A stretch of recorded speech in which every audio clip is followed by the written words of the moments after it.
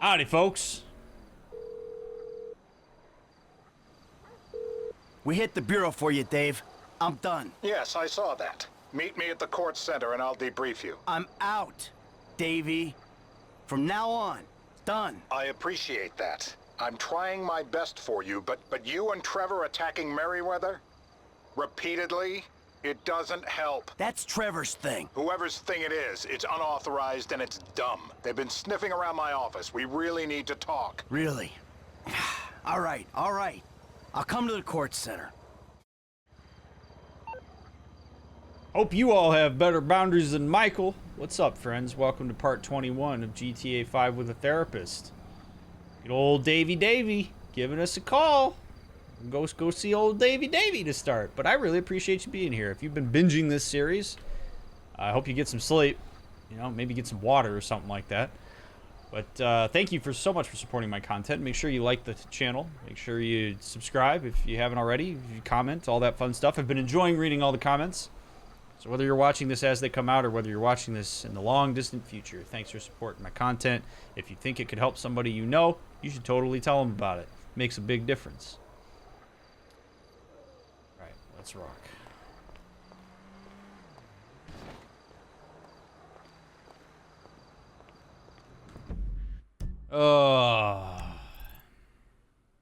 Davey. Well, let's go see what old Davey has for us, because I gotta believe it's not great. I should probably not hold a pipe bomb so openly while I do this. I think we take the smart car, because this decision we're making is smart.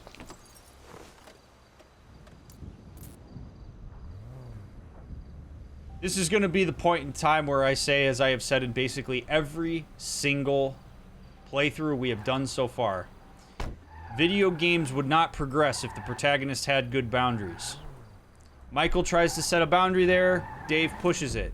And honestly, I think it's a lesson to all of us. Something that is so under-talked about and so underappreciated is how difficult it is to actually follow through with your boundaries. You could talk a huge game with people about your boundaries. You could be so steadfast that you are going to hold the line. And all people are very clever with the ways in which they will try to push you to violate your boundaries. And Michael and Franklin in particular are not particularly good at holding their boundaries, and that gets exploited by Dave. On one hand, we could blame Dave for trying to exploit the boundaries and push past them. He is at fault for that. But also, Michael is responsible for maintaining his boundaries. People don't know what your boundaries are until you show them what your boundaries are. So all Davey learned here is if I push Michael hard enough and I threaten him a little bit and I dangle my status and power over him, he'll break and he'll come drive out to me. And then he'll have a talk with me, and I can keep getting him to do what I want. If Michael says, no, I'm deleting your number, go fuck yourself, don't ever contact me again, that's maintaining a boundary. Now, I understand that there are some pretty heavy circumstances around this, and that Michael is in the wrong in a lot of ways, and that Dave could absolutely nail him. But if Michael goes down, so does Dave. So boundary maintenance is one of the least talked about but most important aspects of setting boundaries. It's one thing to say what they are, it's another thing to follow through with them. And as I always say, if you do not maintain or follow through with a boundary, it is not a boundary, no matter what you say. Let's rock. Take our smart car. Let's play a little DrMick on the radio, huh?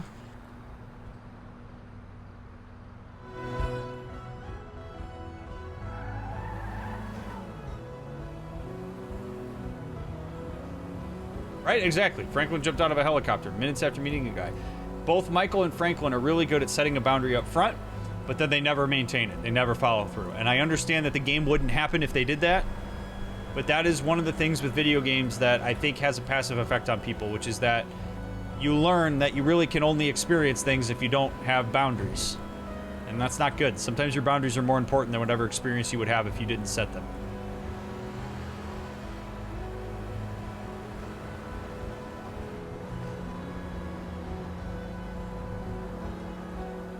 Do a little night drive through Los Santos.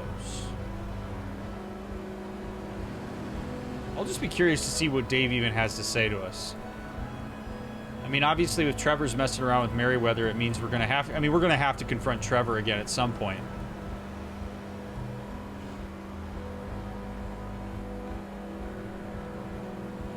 If you enjoy the music that's playing, it's made by me. You can listen to it for free on Spotify and Apple Music if you have subscriptions to those. If you don't, you can purchase the music at drmick.store. Got about 9 hours of instrumental music available to you that's DMCA free and stream safe. So if you're a content creator, you're welcome to use it in your own stuff. Just give me credit. Diligent, thank you for the gifted sub to Valor. I appreciate it.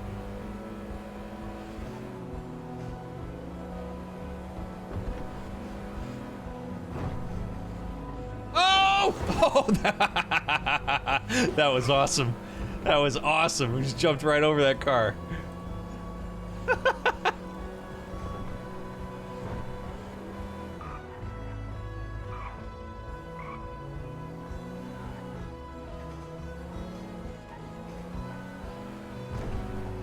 Oh, God. Oh, man. And then hit the world's strongest lamp. Made for the men and women in our armed forces, the Bell and Howell floor lamp will take out your smart car with so little, damn it, so much ease. That's what I was trying to say. These commercials are so lame. Made for our men and women in uniform. You just can't help but get rock hard when you see the military wear the stuff that you want to wear. Alright. That's enough.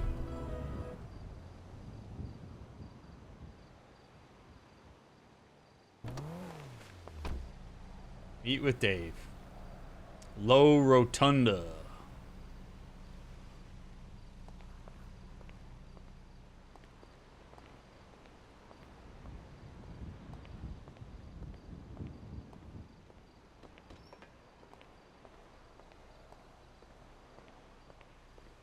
They validate parking. Okay, this is my... I just want to just take a second here. And I just want to appreciate. Somebody at Rockstar had to make all the little assets for this pay station that you walk right past. You don't take a second to think about it at all. But look at this. They have like a company that makes it. They have the different ways to pay. They have the whole keypad rendered. Like, this is, like, legitimate pay station that is inconsequential to the game, yet somebody did this, and I just like to take a second to appreciate that sometimes, because it's just, it's unbelievable. Like, these vending machines, somebody rendered candy bars and stuff. Look at this, this even says, tantalizing American tongues since 1927. I'd love my tongue tantalized by whatever's in that vending machine, you know?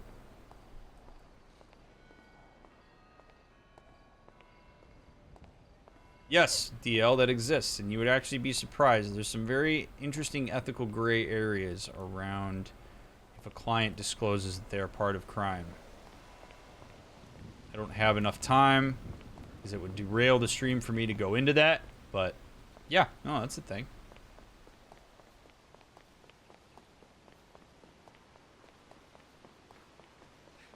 Jesus, this is a big-ass building.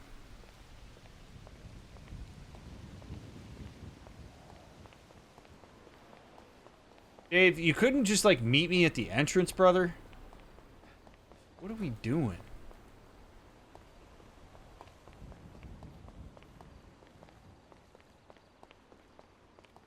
Nice quiet morning, though.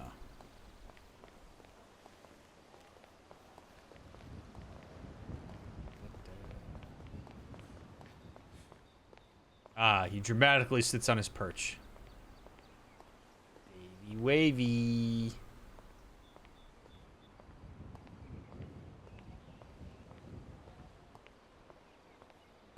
Ah, see? Davey, that's why we're such great friends, huh? We're old school. We like old-fashioned things. Newspapers, celluloid. Good guys, bad guys. We're friends? Well, I don't know. You tell me. We did what you said, right? Got those people off your back. Now you're gonna do like you said and cut me loose, right? Things are not gonna work out quite that way. there's a bit of a problem. That's right, Davey boy, you could say that. Steve, I told you I would handle this. Oh, because you've handled everything so fucking well so far, haven't you? All right, I admit things have been a little unorthodox, but... Fucking orthodox! You've ruined my career. Agent Sanchez, arrest these men, both of them. Steve, Oh, come whoa! on, please. You fucking kidding me? Arrest me for what? For multiple counts of every fucking crime under the fucking sun. Oh, well, then let me rephrase. Why? Why? Because. Because you don't want me to testify in court about our various business dealings, right? Agent Sanchez, apprehend the suspect! Agent Sanchez, you'll do no such thing. Now, Steve, we agreed to speak to Michael, to try and explain things to him. Not this. This causes problems for us all. Okay, okay. Then put your gun down and we'll talk. After you, buddy. Come on, where's the trust? You can do better than that. They know or think they know that I'm the one that was behind the incident. Uh-huh. And now you want me to clean up your mess again, right? Before I end up at the bottom of the ocean. Fucking good luck with that. Put the weapons down, boys. Fun time is over. We've got you. Anti-American activity. Put your weapons down, all of you! Who the fuck are you with? With me! You fucking rat. I knew you didn't have the balls for this. For the record, I'm a patriot. I love my country. Put the weapons down. Fuck you. We all know you agency boys are ball deep in a plot to drive up your funding by any means necessary. Put the gun down, gentlemen. Who the fuck are they? Fucking Merryweather. What are they doing here? Steve, put your gun down. Oh, save Whoa. your goddamn leg. Oh! Fuck! Bullshit! Mike, this your frequency? That's already at the end of the walkway, top of those stairs. I ain't going anywhere, Davey, until some more of these guys kill each other.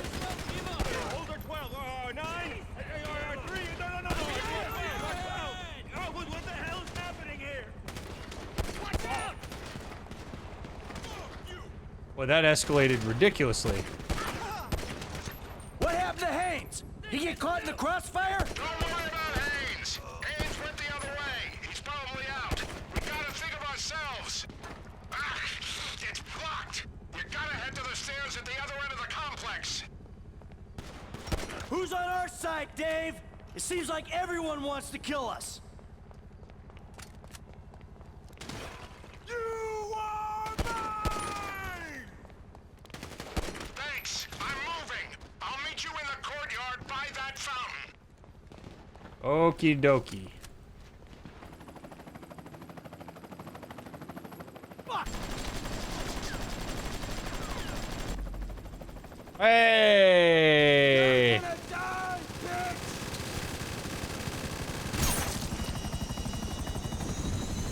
Trevor's so ride or die. Oh, the fuck? Hey! If anyone's gonna kill you, old friend, it's gonna be me! Oh! You here to finish the job, T? No, I'm just here for the opportunity. Now run! Touching reunion and all, but I'm about to get jumped by a team of rogue agents. T, you got the vantage point. Give Dave a hand. This is the guy who iced Brad and would ice me? I'd be better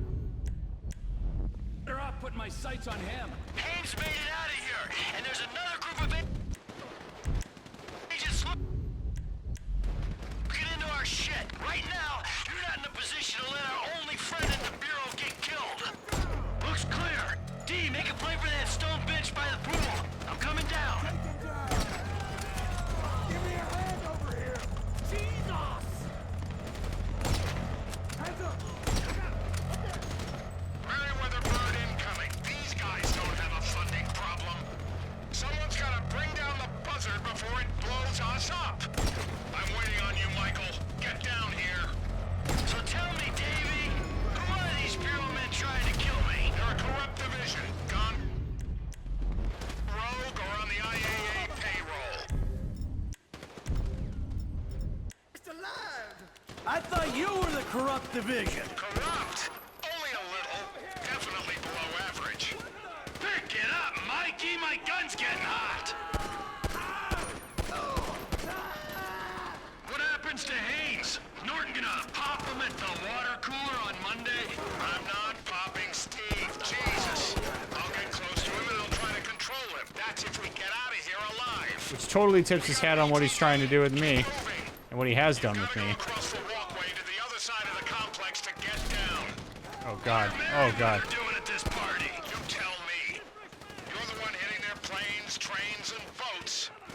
Just trying to earn a dime. Well, your dime put us on their radar, and I don't know how we're gonna get off it. This is a fucking shit show. Oh shit. Between the fountain and the reflecting pool. Come on! How many paid soldiers these guys got? If Uncle T wasn't here, you'd be in real trouble. I don't know, man. I've been John Wicking this.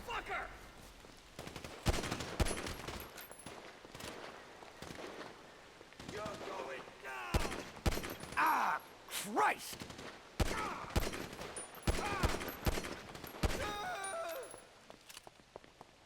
Woo!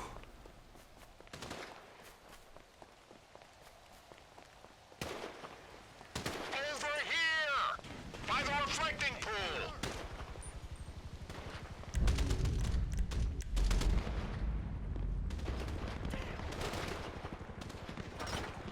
You really want to do this? Stand down!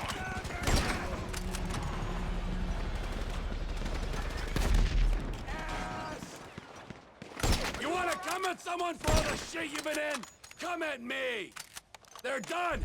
I gotta get out before someone clocks my chopper. Hey! Thanks, T! This is our shot! I'm making a run for the parking lot! Get clear and we'll talk! Say something! Man down! Back up! Jesus! The lot's this way! This many bodies, there'll be cars in the lot. Put as much dirt between you and this place as you can. And do not contact me until you're absolutely sure you're clear. Mike, before you disappear, we need to have a conversation. So conversate. Not here. Meet me behind the pawn shop in Morningwood. I'm taking this one. So long. Stay safe, D. I'm taking this one then. Holy shit.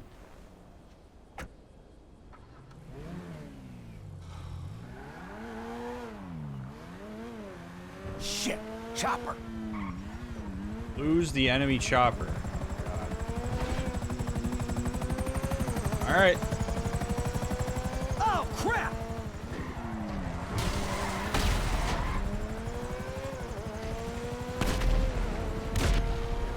Oh boy. Oh! Boy, oh boy, oh boy, oh boy, oh boy. Oh boy, oh boy, oh boy.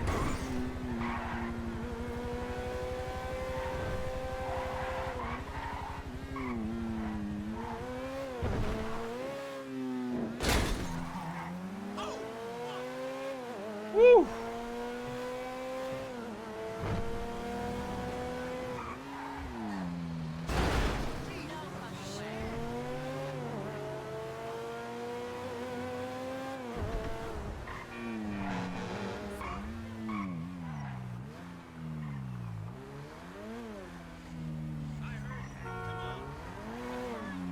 Well, that was fun. What are you doing Oh. smoking, huh? No, that's bad for you, don't you know, huh? Yeah, well, maybe it's got a little something to do with being caught in the middle of a three-way firefight between two government agencies and a private militia. You know, it gets me a little stressed out. Okay, but we still need you alive, Mikey boy. I mean, you know, at least for now. Unless, of course, you have another surprise for me. Huh? Maybe something to do with another inappropriate friendship? Yeah, that wasn't exactly Dave's fault. No. He's just the friendly face of a corrupt government agency looking to further his career by dealing with an equally corrupt and full to the fucking brim with bullshit low-rent hood. Listen, Trevor, I've been meaning... I've been meaning to tell you, you know, What, homie? What have you been meaning to tell me, huh? That you stabbed me in the back, or that you were, and always will be, a worthless wretch who deserves to be put under.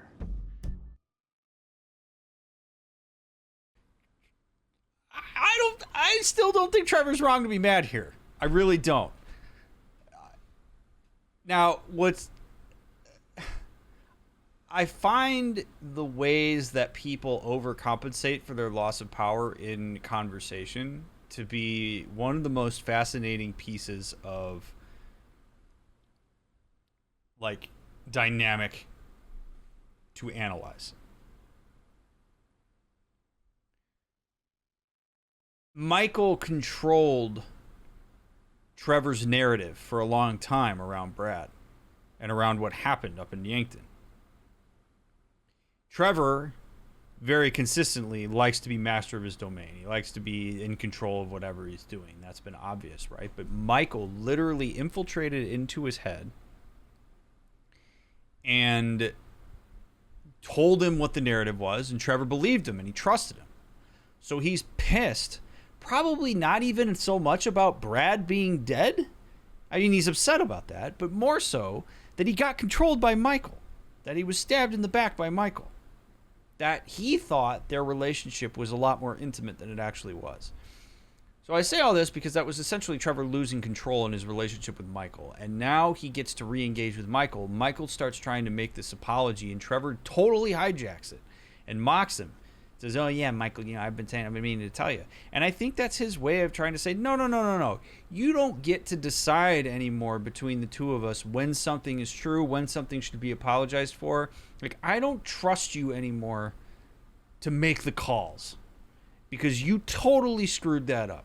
You had a massive opportunity to come clean with me and you didn't do that. And it's these little overcompensations for control that we see in interactions that actually lead to problems, like in real life when I'm working with couples or families or whatever. People feel this lost sense of power and they try to take control in the moments that they immediately can influence. And in this case, it's the conversation with Michael.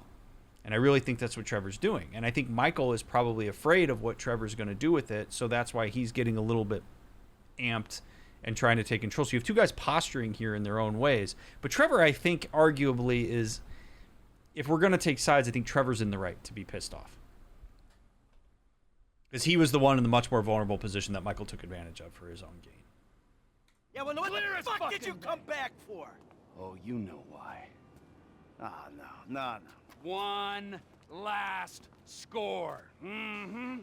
And if it goes good, guess what? I don't have to put a little bullet in your head. But if it goes bad, well, that's okay too. Because then you and I get to go to hell.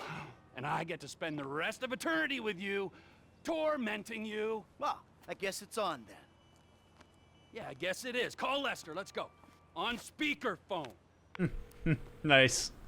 Hey, it's me. I know. How'd it go? Just fabulous. Ran into an old friend. Matter of fact, he saved my ass. Oh, we're all friends now. Suppose a group hug's out of the question? He wants to, still go on the final victory tour. All right, when it looks like it's a go, I'll contact you. And remember this, gentlemen. If we pull this off, we will be making history. Sordid, nasty, depraved history. But history, nonetheless. All right. There, you happy? Fucking thrilled. Don't forget, amigo. Keeping my eye on you. Yeah.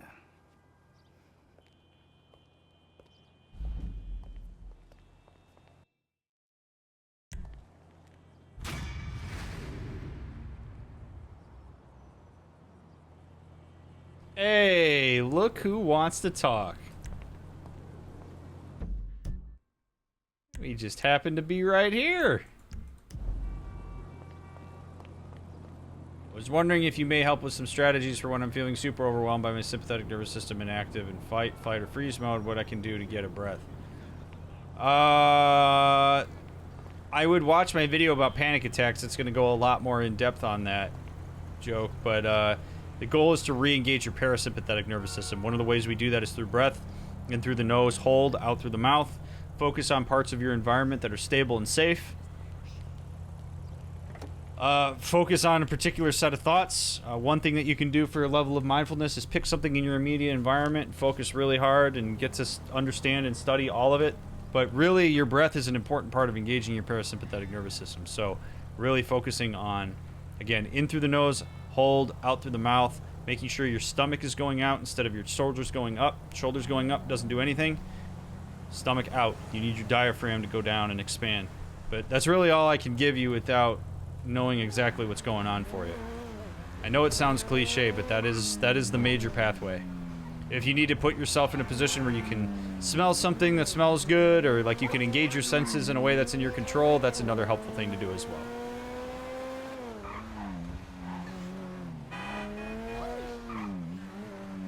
Alright, we're going to take the shortcut. Dr. Friedlander! Let's hit the world's strongest parking meter.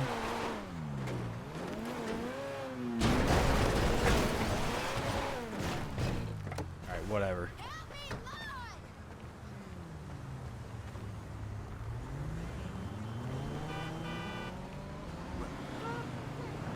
Excuse me, pardon me, excuse me. Another Dr. Friedlander session. See what he screws up this time.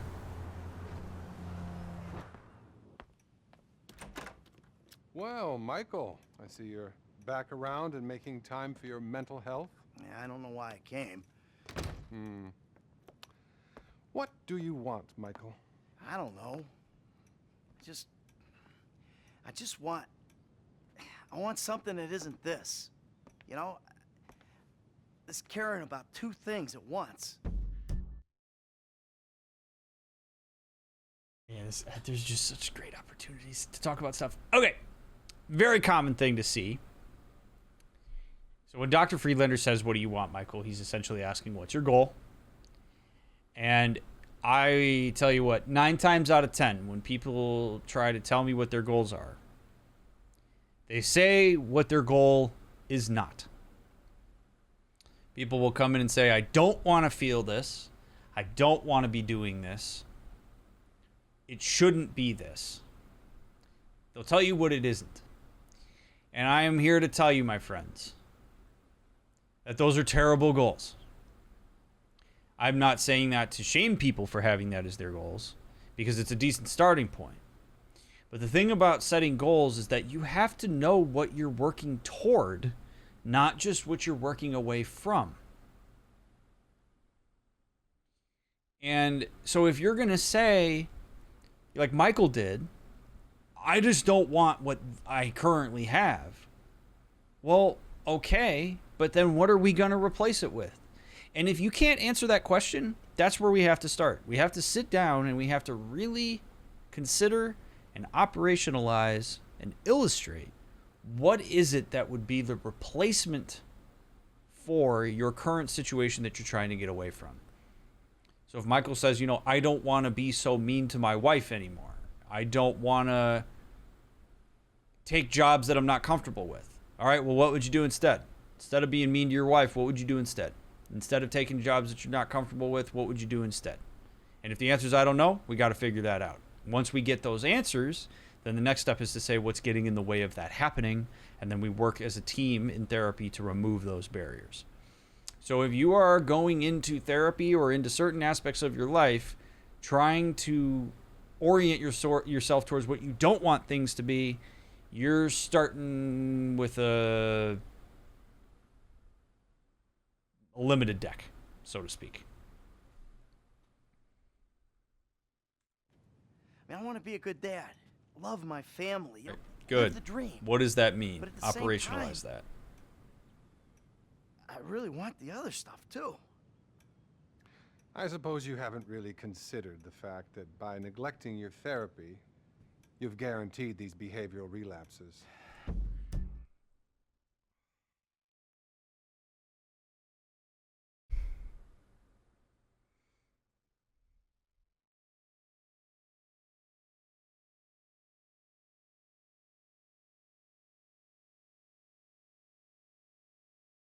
One of the worst mistakes that a therapist can make is to think that they are like the most important part of a person's life. There are some folks who would tell you that their therapist is one of the most important parts of their life, and that's okay. That therapy is a huge cornerstone thing that helps them live their life in a way that they want to, or helps them live better than they would otherwise live. And I respect that when clients say it. But a therapist should never make the assumption that therapy for an hour a week with them is the most important thing that a person can do. And that is what Dr. Friedlander did here. He's making it about him. And it's gross, right? Because Michael even started to go in the direction that I was saying he needed to go in, which is he's starting to name it a little bit. And then he's talking about this dissonance that he's experiencing. Well, you know, I want this stuff that I don't want, but I also want these other things. I want to live the dream. Well, we need to make those more clear, more detailed. You can't just speak in vague, cryptic terms about what the dream is. Let's actually figure out what it is. But instead, Dr. Friedlander says, oh, actually, the reason it's a problem is because you're not coming in to see me. It's an overestimation of the importance of him in Michael's life. Terrible. No, I hadn't considered that. Michael considers it because Dr. So, Friedlander has pal, power. What's the source of conflict this time? Things are kind of on the uptick, Doc. There's no greater concern than optimism.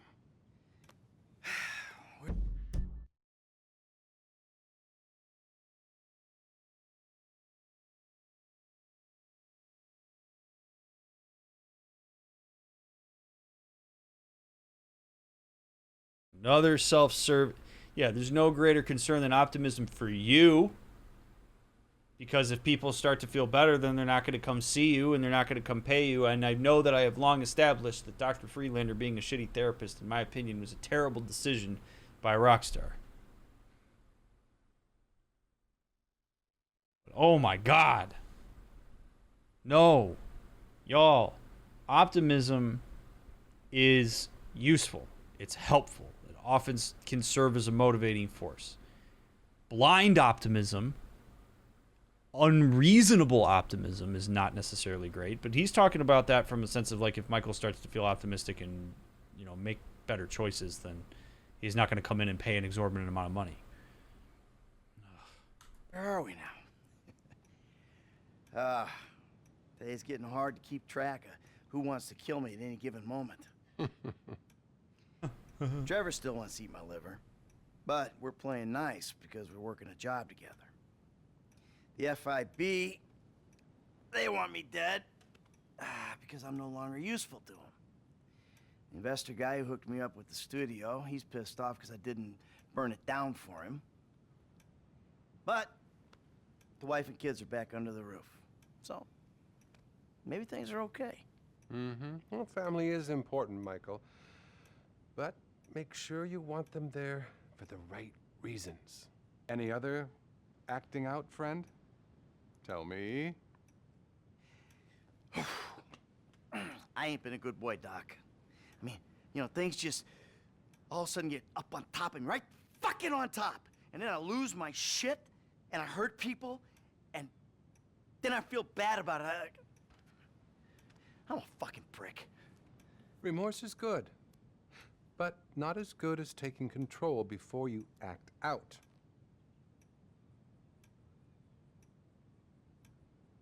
Again, that's not bad advice. I want to be good, Doc, I really do. But then I get angry. Nope. No, no, no, no, no, no, no, no, no, no, no, no, no, no, no. No. Attributing the problem to an emotional experience is totally not useful.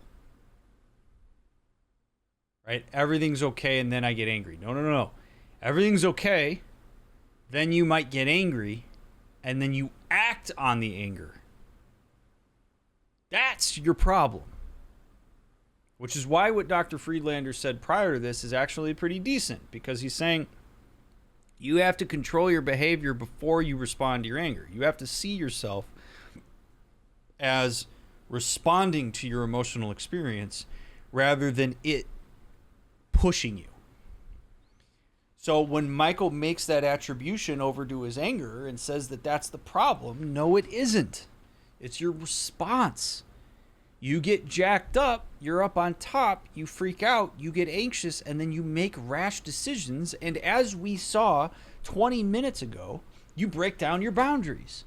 You feel this sense of obligation to people who have power over you, and you will blur your boundaries no matter the circumstance in order to appease them, in order to try to straddle this line. That's what's getting you in trouble, Michael. It's not the emotion itself. It's not because you get angry. It's not because you get anxious. It's not because you get sad. It's not because you feel worthless. It's not because... It's none of these things. It's your behavioral responses. You continue to break down your boundaries. You continue to say yes that you shouldn't say yes to things that you shouldn't say yes to. That's the issue. And we really, really, really want to help Michael parse that difference out, because it empowers him to see himself as capable of doing something differently next time he's angry. And we would help him figure out what that strategy would be. Anything else? Anything sexual? What the fuck, dude? I made a few mistakes, Doc. Pretty bad ones, but in the last few days, been a lot better. Well, I suppose you seeing the problems you cause is progress of a sort. So I feel like there's progress in some areas and, none in others. That's incredible stuff. I don't think I've ever heard such a barrage of denial, self-justification, and outright horror. The thing is, Michael, here, can we just get a quick photo together? Cheese. What is this? What are you doing? I really think I can't treat you anymore. The fact is, I'm in love with you. The fuck you talking about, Okay, well, Doc? that's not true. Good. You're learning. Good. What's going on? Nothing. It's just, I think you need a new therapist. And I'm leaving town. I've got a TV show. I'm gonna be famous. I'm gonna be famous. Think of the fucking tale. All those fucking bitches who called me pube head. Oh, they'll be lining up to suck it now. You got a TV show. You! Best not to think too closely about what I just said. It's not like I'll be using real names or anything. I'm really discreet. Bye now.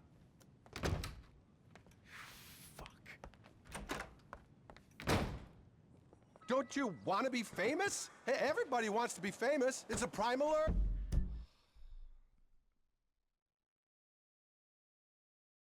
Wow. Yeah, I don't even know what to make of this. First of all, if you're watching this and you're afraid that your therapist would ever do this, just please know they're not going to do this. They're not going to do this. He could be... So if he... Okay. All right. I'm zooming out. Because we need to have a conversation about HIPAA. Because this is something that gets misrepresented all the damn time. And it got particularly blown out of proportion with COVID. But HIPAA applies to therapists as well. And there's something very, very, very important for people to understand about this. HIPAA protects you, the client, from your doctor or your therapist from disclosing your health record information to anyone without your permission. If Michael wants to go on TV and tell everybody about what he's been talking about in therapy, what he's diagnosed with, what his treatment plan has been, Michael is fully entitled to do that.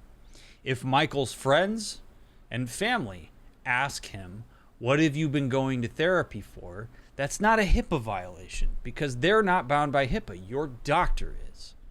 So in this case, if Dr. Friedlander was disclosing information about his clients in such a way that the clients could be identified, which I think we could reasonably believe that they could, then what that means is that he has violated Michael's HIPAA protection because your doctor can't disclose that stuff without your permission.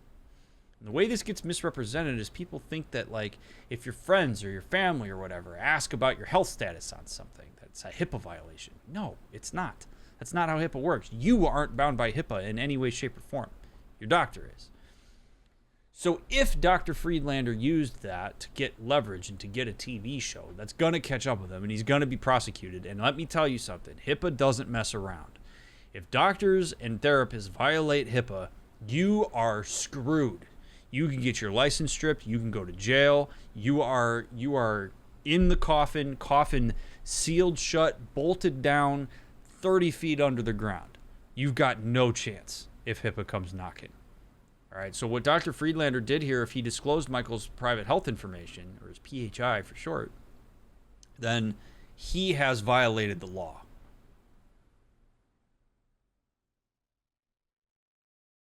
So just remember that it's the practitioners that are bound by HIPAA. It's not the layman.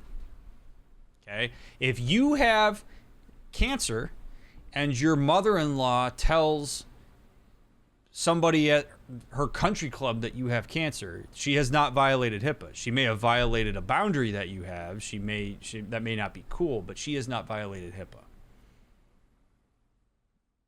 HIPAA would be if your doctor was at a country club and said, hi, I've been seeing Dr. Mick and he's diagnosed with OCD and I've been working with him for 10 weeks. That's a HIPAA violation. Okay. So it's if we disclose the information. Now, if you sign a release of information or it's in your service agreement that we can provide that information to a certain set number of people, maybe it's your spouse, maybe it's a fellow doctor, maybe it's your psychiatrist or whatever, then at that point, if we talk to them about what you've authorized us to talk to them about, it is not a HIPAA violation because you authorized it, which is why you should always read the bounds of a release of information. You should always read your service agreement. You should always check your limits of confidentiality. Like these are things that you need to understand at the outset of going into therapy, and it's all in your service agreement. If you ever don't understand something from your service agreement, always ask. If your therapist can't explain it, that's a red flag. There are certain circumstances when therapists have to break confidentiality, and that's under circumstances often of immediate threat of harm to self or others, and instances of child and elder abuse. But again, these are the limitations that are talked about at the outset of therapy, and you should have, it's why we call it informed consent, and understand that. So HIPAA is a very powerful force, and it should be. You should have your records protected. So anyway, it's a good opportunity for me to talk about that for people who don't understand how that works. Your friends and family disclosing your information is a boundary violation, but it's not a HIPAA violation. HIPAA is only relative to the professionals in your life that have these protected licenses. That's another reason why it's very important for, if you want to go to therapy, see somebody with a license, somebody that works under a protected profession. A life coach could go tell anybody anything that you've talked about, and there is no ramifications because there's no code of ethics and they're not bound by HIPAA. That's why I'm so anti-life coach. And anybody who's been watching this stream for a long time knows that. So, word to the wise. Urge. Take out Dr. Friedlander or let him go? Oh, no. Nope. You gotta go, brother. Thank God I drove a fast car here. My lawyer says you can't prove defamation. Now, that's how you work through an issue.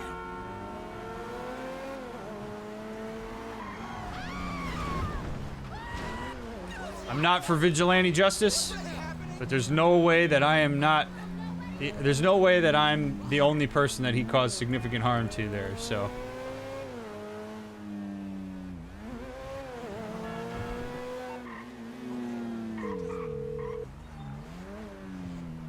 You made it. Good. I saved you again, Davey. Again. So what are you gonna do for me about Haynes, the rest of the FIB, the IAA, and everyone else, huh? History's written by the living, okay?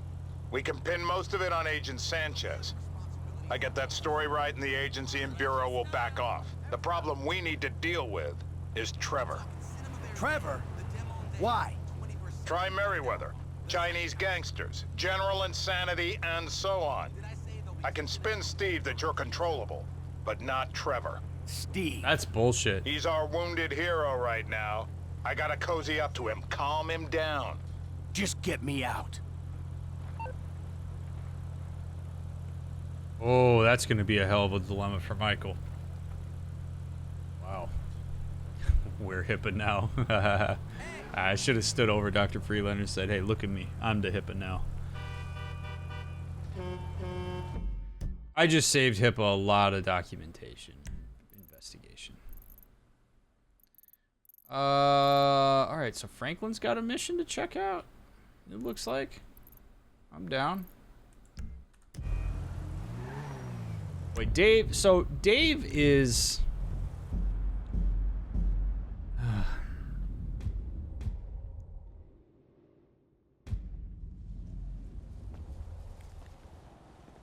I don't know too much about Dave other than his position. Obviously, but Dave is trying way too hard to orchestrate human interactions in a way that doesn't really take into account how much power, like where his power actually lies. And he's really playing with fire in the worst of ways.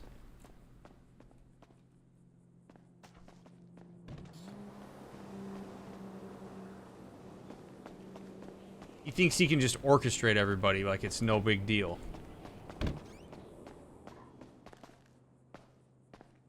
Alright, let's see. Has Lamar been over here yet?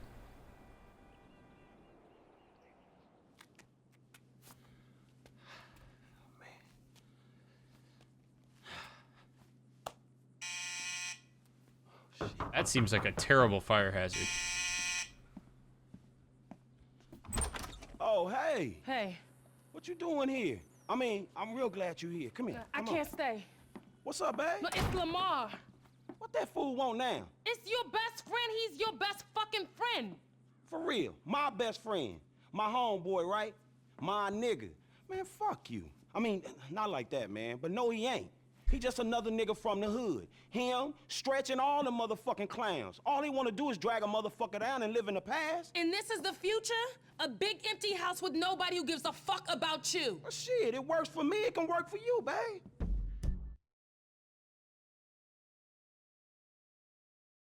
I'm guessing this is Tanisha. This is we talked about this way back.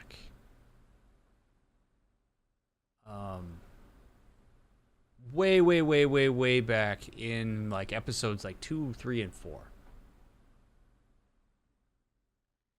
And it was about Franklin's desire to get out of his context, to get out of his neighborhood, to get away from the people that he's been associating with his whole life. And the power of the opposing forces to that.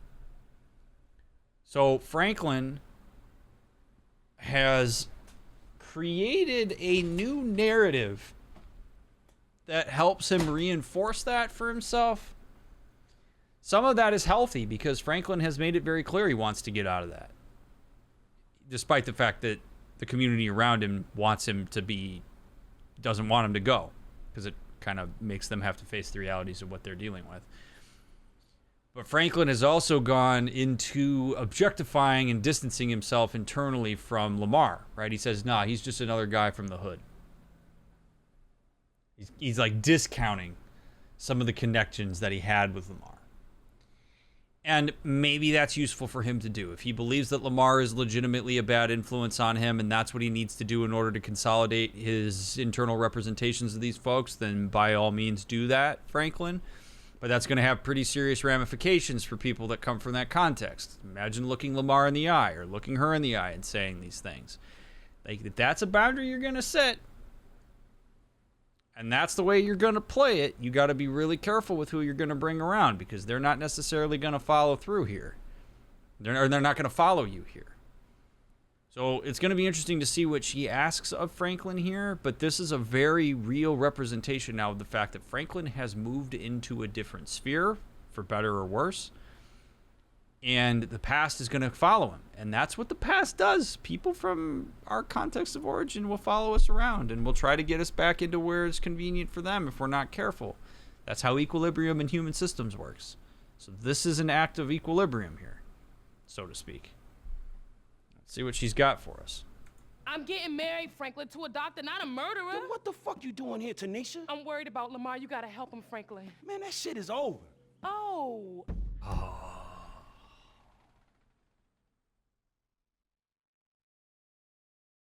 Okay. I have a shitload of respect for Tanisha and how she set boundaries with Franklin.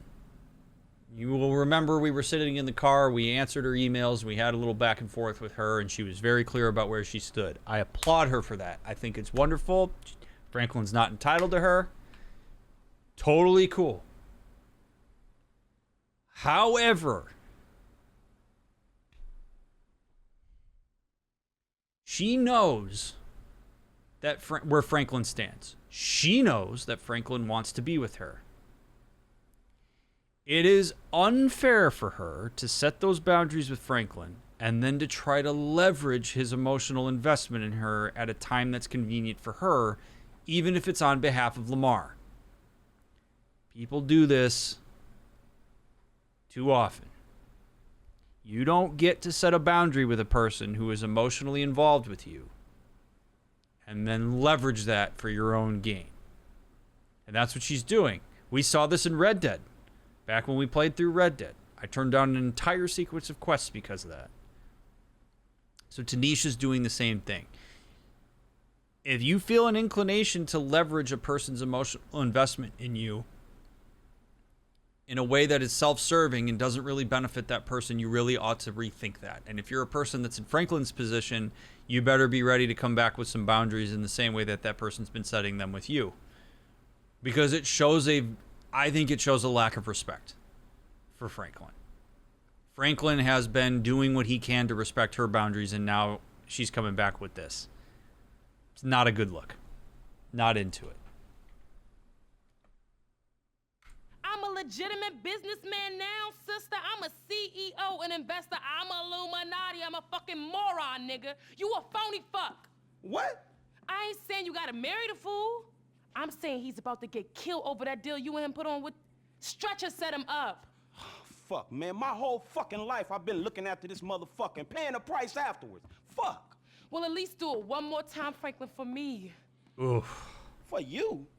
For you and your doctor? Yeah, dude, you get to be pissed now. You get to be pissed now. That Franklin's response to this is completely legitimate. Is completely fair. Yeah, if you're Franklin, like, what? For you? Oh, man, the audacity. I mean, you can't, oh. Now, we look at this from a distance, friends. We look at this and we go, oh, my God, how could you ever? But damn it if many of us haven't been in a situation like this. Where a person from your past who you have more emotional ties than just a friendship comes in and asks you that one favor. Do it for me. Tanisha is triangulating us into Lamar's affairs here. If Lamar needs to reach out to us and ask for help, he can certainly do that. We don't even know if what Tanisha's saying is true. But for her to come in here and say, do this for me, as if Franklin owes her anything other than respect for her boundaries, which he has been doing.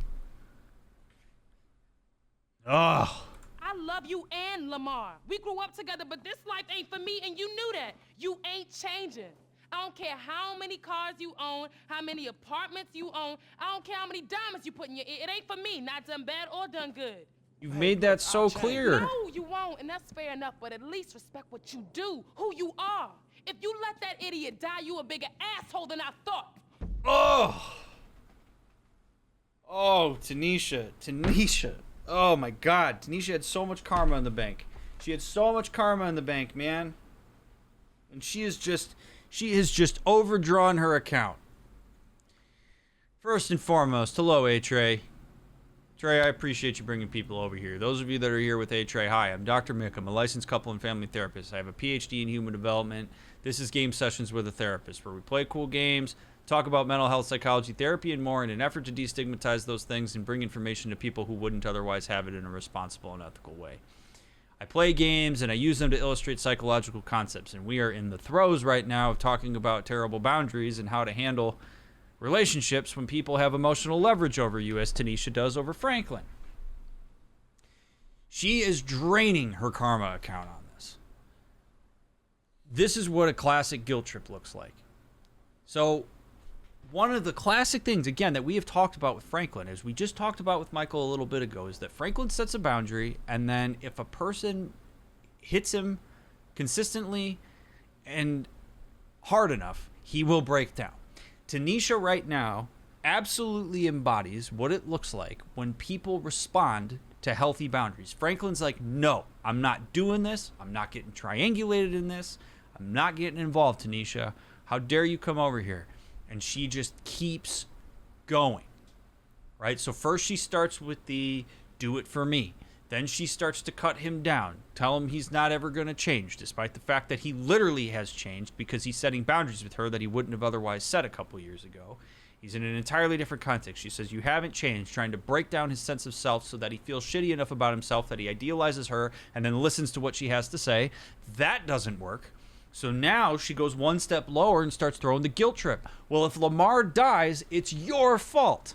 You're a bigger asshole than I thought if Lamar dies. So now she's pinning Lamar's life on Franklin. Again, all of this is an effort to get Franklin off of his boundaries, to get him away from maintaining what he has tried to set with her, and what she initiated when she was texting with us however many episodes ago. This is terrible behavior. Franklin would be in his right mind right now to say to her, get out of my house. I don't appreciate you coming here. It's not fair for you to leverage our emotional relationship to try to get me triangulated into Lamar's affairs. Lamar's a big boy and can call me if he needs the help. Get out. And that would be perfectly reasonable for him to do.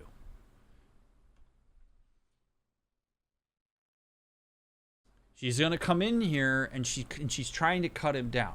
Because in some ways he probably is. I mean, what does a doctor have at this point that Franklin doesn't? You know, like a big house, money, fancy. I mean, he's got this stuff. So she has to, I think in some ways has to cut Franklin down in her mind, because if Franklin has become what she was hoping he would, and it's a little bit too late and he's been respecting her boundaries, well, now she's not being idealized by him anymore. And part of me wonders if Tanisha enjoys the fact that Franklin so heavily and unconditionally idealized her. And when she sees that he isn't doing that, that his respect of her boundaries is now him going away, and that she doesn't get that little fix of him following her around and, you know, getting all excited about her, then that's going to activate her too. That's where she's going to come from. And she's going to try to break him down and make it seem like she's better and like she's unattainable, because then he starts chasing, because that's a dynamic that she's used to. I could go in 1,000 different directions with this, but it's such a testament to homeostasis in human relationships. You get really used to a certain dynamic, and that is the dynamic that you consistently push for even when things start to change. This is why couples therapy is so outrageously difficult to do, because people get embedded in their patterns. And trying to change those patterns has a ripple effect that goes far beyond what you ever imagine it's going to be. This is good stuff. I wasn't anticipating this. Also, Trey, I hope you had a great stream. Those of you that don't follow A-Trey, please make sure you do that. Trey is lovely. She is a variety streamer. She does nerd news. She plays music. She plays a variety of games. She's got a wonderful community. She's super good vibes. So, again, thank you, Trey. I don't know if you're still here. If you left, that's totally okay. I really appreciate you bringing people over here. And those of you that have stuck through the raid, thanks for doing that. And again, if you're watching on YouTube, thanks for watching. Let's rock. Let's see what else we got. Look, he's going up to some sawmill near Paleto Bay. You do what you gotta do. I will. Fuck, Tanisha. Here we go. Now, if you're Franklin here, and you're standing out on the street thinking about what you're gonna do, you have to make a very serious decision here. I now have information. I can't unknow this information. Am I going to go get Lamar because it's important for me to do that? Or am I going to go get Lamar because I feel obligated to do it on behalf of Tanisha? That's one layer. But the other layer that you have to look at here as Franklin is, if I choose not to go after Lamar, why am I choosing not to go after Lamar? If Franklin chooses not to go after Lamar out of spite for the fact that Tanisha showed up, he is indirectly triangulating Lamar into his affairs with Tanisha. So if Franklin decides not to go get Lamar because he doesn't want to get involved in his affairs, because he's decided that he no longer wants to look after Lamar even though he has the information, and that he's doing that for his own well-being, then that's different. But if he's doing it to spite Tanisha, then he really has to ask himself, if I go after Lamar, why would I be going after him? And it needs to be because that's something he wants to be involved in, and something that's important to him. It's a very important consideration. So if we're going to headcanon this, and we want Franklin to make the healthy decision, we're going to say, Franklin now knows this about Lamar. Franklin cares about Lamar. He wants to make sure that he's okay. So he's making the conscious choice to go up to this place where Lamar is and help him. We're not doing this to spite Tanisha. Or we're not doing this because Tanisha asked us to do this and we feel emotionally obligated to her to do so.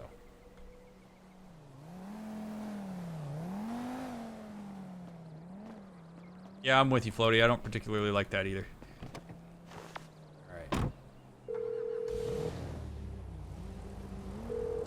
What's up? Hey, man, I'm in a bit of a bad situation. My boy Lamar got set up. I think he up near Paleto Bay at some sawmill with some ballers. Could you, like, do some computer magic and look into it? Is that possible at all? Should be. I've got a back door into the Paleto Bay police network left over from the score we did up there. Give me a second here. Hold on. Yes. So what'd it say? Huh. This must be it. There are older reports of a weed operation being run by an African-American gang. The files got buried, so I'm guessing they paid off the cops. They growing weed up there? Growing it in the hills, most likely, but they might be packing and shipping it out of this sawmill. I'd expect a fair few of them up there. Shit. And I'm gonna need some help. Can you tell Mike and Trevor to meet me up there? They still aren't getting along that well. Tell them it's for me, and it's serious. Thanks, man. You could call him yourself, Franklin, but... Alright. This ought to be interesting. Oy vey.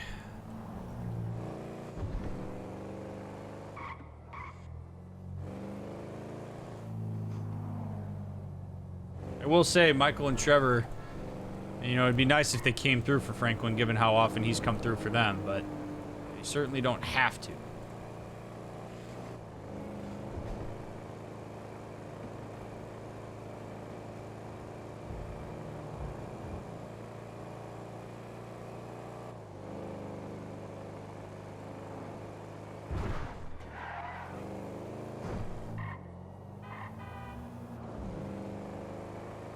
Oh, we'll use this drive to just say once again, I appreciate all of you being here. If you're here live with me on Twitch, whether you're chatting or lurking, thank you so much for taking time out of your day or night to hang out and support my stream. Those of you that are watching on YouTube, thank you so much for watching my series as well. I'm glad that you've made it all the way to part 21. I hope that you've been enjoying it as much as I've been enjoying bringing it to you. It has been a lot of fun to play these games and to analyze them and to use them to talk about things that I think relate to all of us.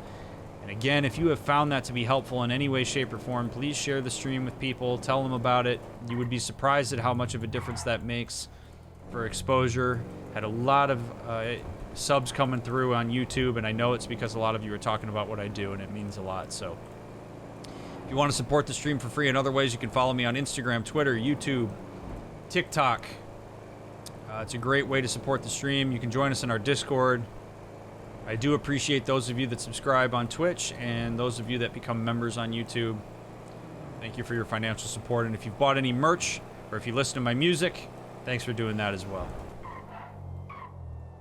Hey, Princess. I will say, as a clingy person, I'm having to learn a lot of work on myself. I think it's separation anxiety is strong for me. Separation anxiety is very real. I will say this, SpongeBob. I generally recommend when people say things like, I'm a clingy person, you get away from that language. Because if you say I'm a clingy person, it starts to become a value attribution. It becomes something about who you are, not a series of choices you make.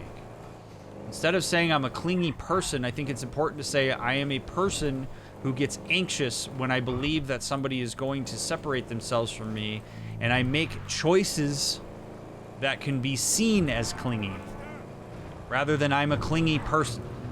The work of self is way harder than the work of behavioral modification. And language is really important in that regard.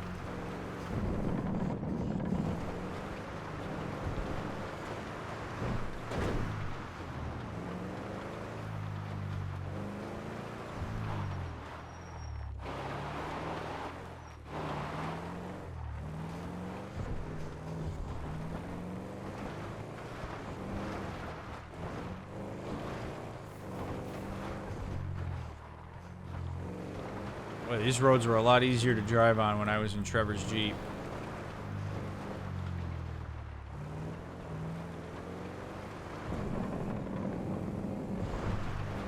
What's up, Doris?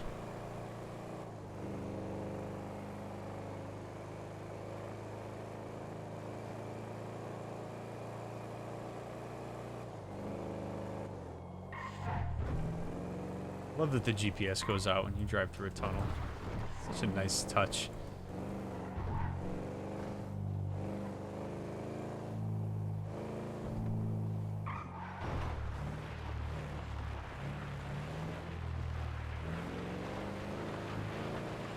Yep.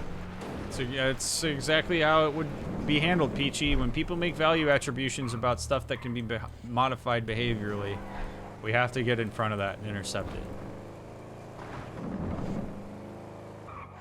All right, who's waiting for us? Michael and Trevor, my boys. Hey, why'd you invite this stoolie, huh? We want Lamar to be rescued, not sold to the feds. Give it a rest, asswipe.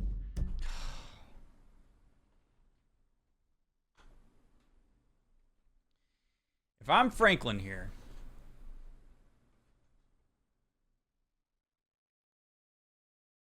I would look at Trevor and Michael, and I would say, if the bullshit between the two of you is in any way going to compromise Lamar, get your ass in the car and leave. I don't want to hear any of this shit. Either the two of you are going to work together, or one or both of you are going to leave and I'm doing it myself. You have got to put your foot down here if you're Franklin. If you're Trevor or Michael, you have to remind yourself you're here for Franklin.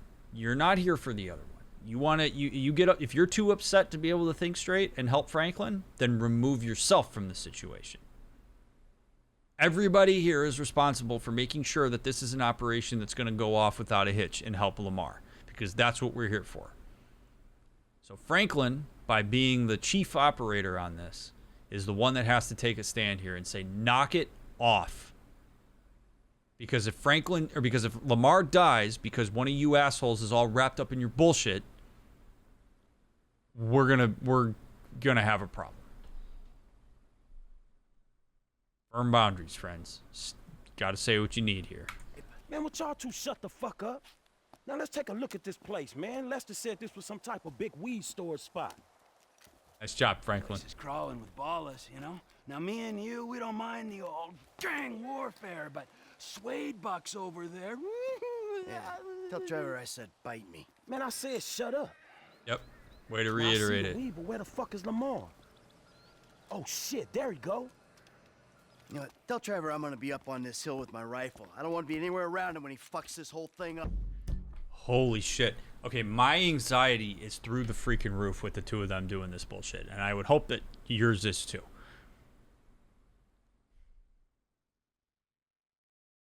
I'm looking at both of them. I'm saying, both of you, knock it off. I'm not dealing with this. I'm not talking on behalf of you. You got shit to say to Trevor, say it to him. You got shit to say to Michael, say it to him. And if you need to say it in the car, say it to him in the car. I swear to God, you're not compromising this mission. Like, Franklin has a tendency to try to, he says shut the fuck up, and that's fine. But shut the fuck up is a lot less of a directive than what I'm saying. And it might be really hard if you are... So... It might be really hard to say these things and to say them as harshly as they need to be said. But that's what you got to do here. No matter what it is. Not just because your friend's being, hijacked by gang members. Just play the game like... Victoria, this might not be the place for you if you don't want the game analyzed. It's literally what I'm here to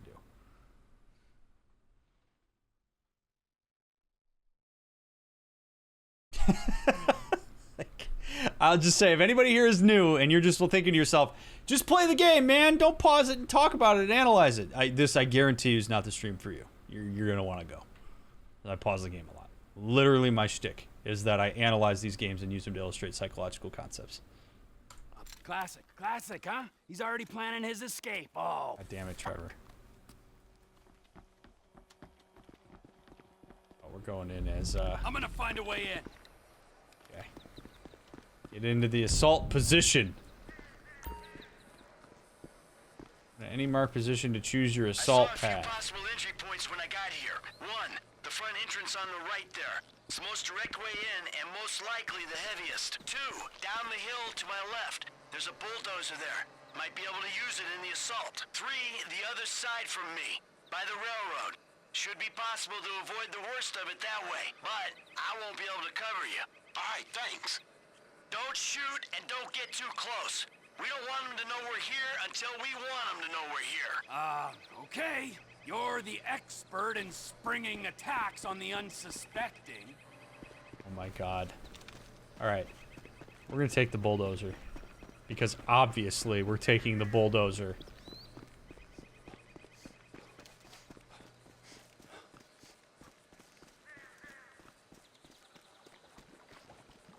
You tell me I can take heavy machinery?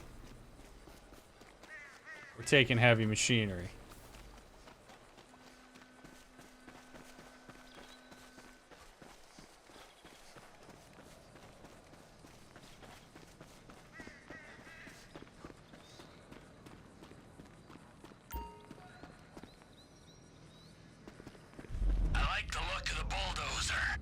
Me too.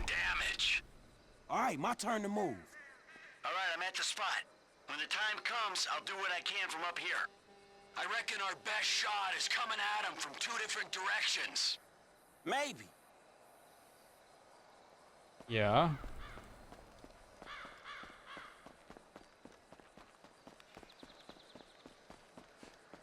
We'll go over here. We'll do this one.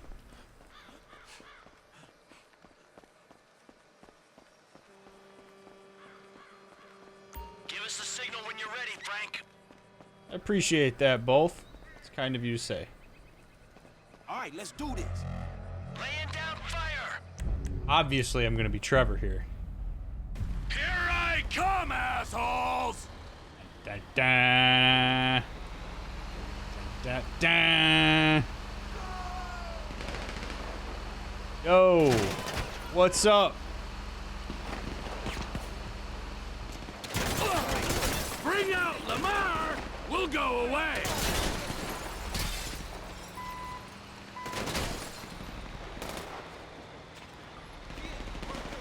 You got a friend of ours!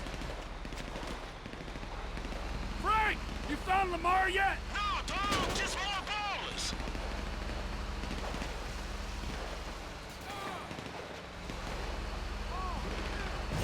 I'm in trouble.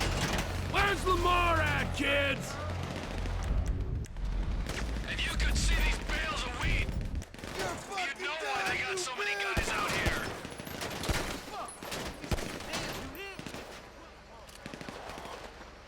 Lamar Davis, where's he? This how we do a drive-by in the backcountry. Yeah! Oh, come on. Hey, that baller's packing a rocket launcher. Mike, we need to take this guy Holy out. shit. You see him? Lamar, it's Frank.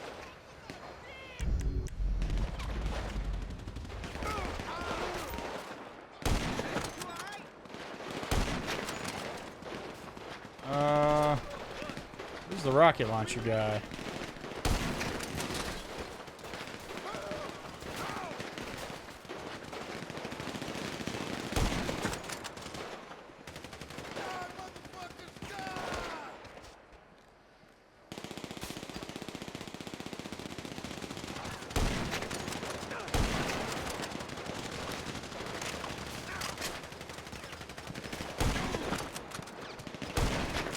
Yeah, Franklin, that's ballsy, man.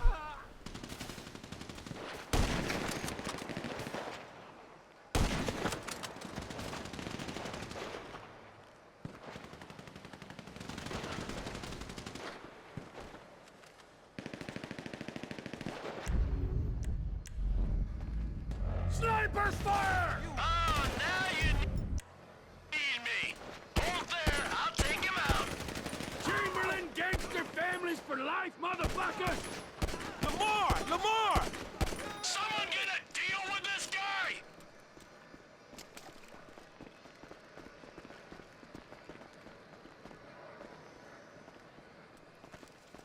Get to Lamar.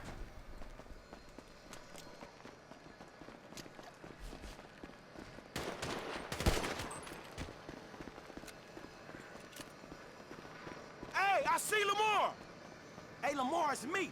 We getting out of here, dog. Oh, fancy seeing you here, motherfucker. Yeah, huge coincidence, huh? Come on, man. Come on, guys, they're here in force. You gotta move. Fuck this. Working on it, Mike. Let us go! This guy's up on the side there. We go out this way, we'll have some cover from Michael's gun! The crazy dude here, too. Hey, Trevor! All right, Lamar, let's go! You're lucky we're not taking your pot, too! You got another guy hiding up there? Hey, dog, I'm all right.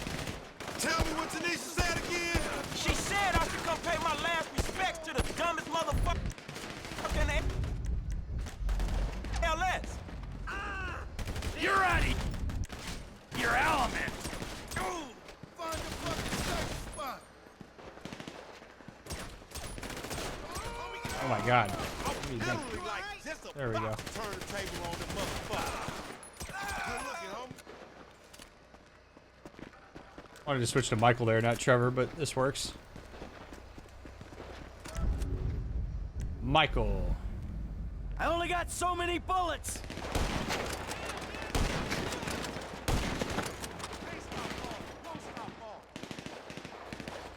Mike, you planning on shooting these bricks? I just shot 3 of them, Trevor. There's a bunch of more dudes coming now. We're getting out! Oh, come on. Oh. Just running out in the open, man. Can't be doing that. Can't be doing that. That's a terrible switch. I should have just stayed as Michael. There's more of them coming. Snipe the shit out of these guys.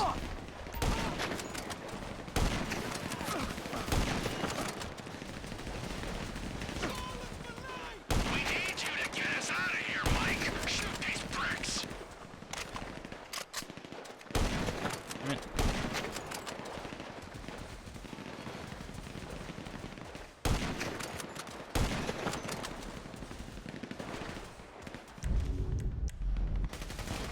Crazy dude here too. Hey, Trevor. All right, Lamar, let's go!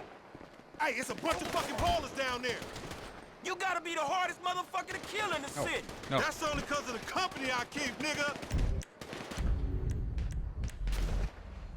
Get out of there!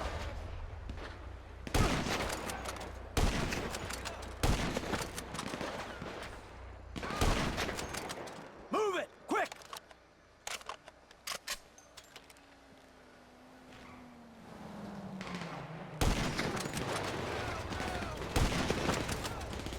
Oh my god. Oh my god.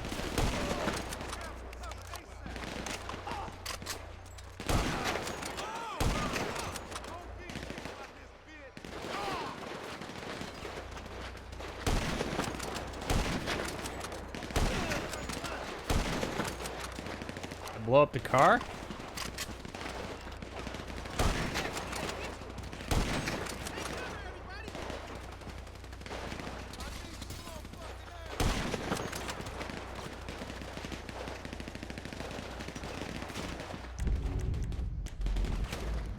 More niggas on the way. You should have stayed in town! Full gangsters, nigga, one last time. Hell yeah, the farm is gonna keep on grooving, nigga. Even if we do survive, that shit ain't for you. I'ma take Lamar. Hey, I'm pulling out. Bye, thanks. Is we ever gonna get a proper introduction, dog? I can take care of myself! Go! T, call me, dog. I'ma come up to the Unicorn and get horny on your office supply. Lamar back to his house. I think we're gonna take Franklin's car because this truck sucks.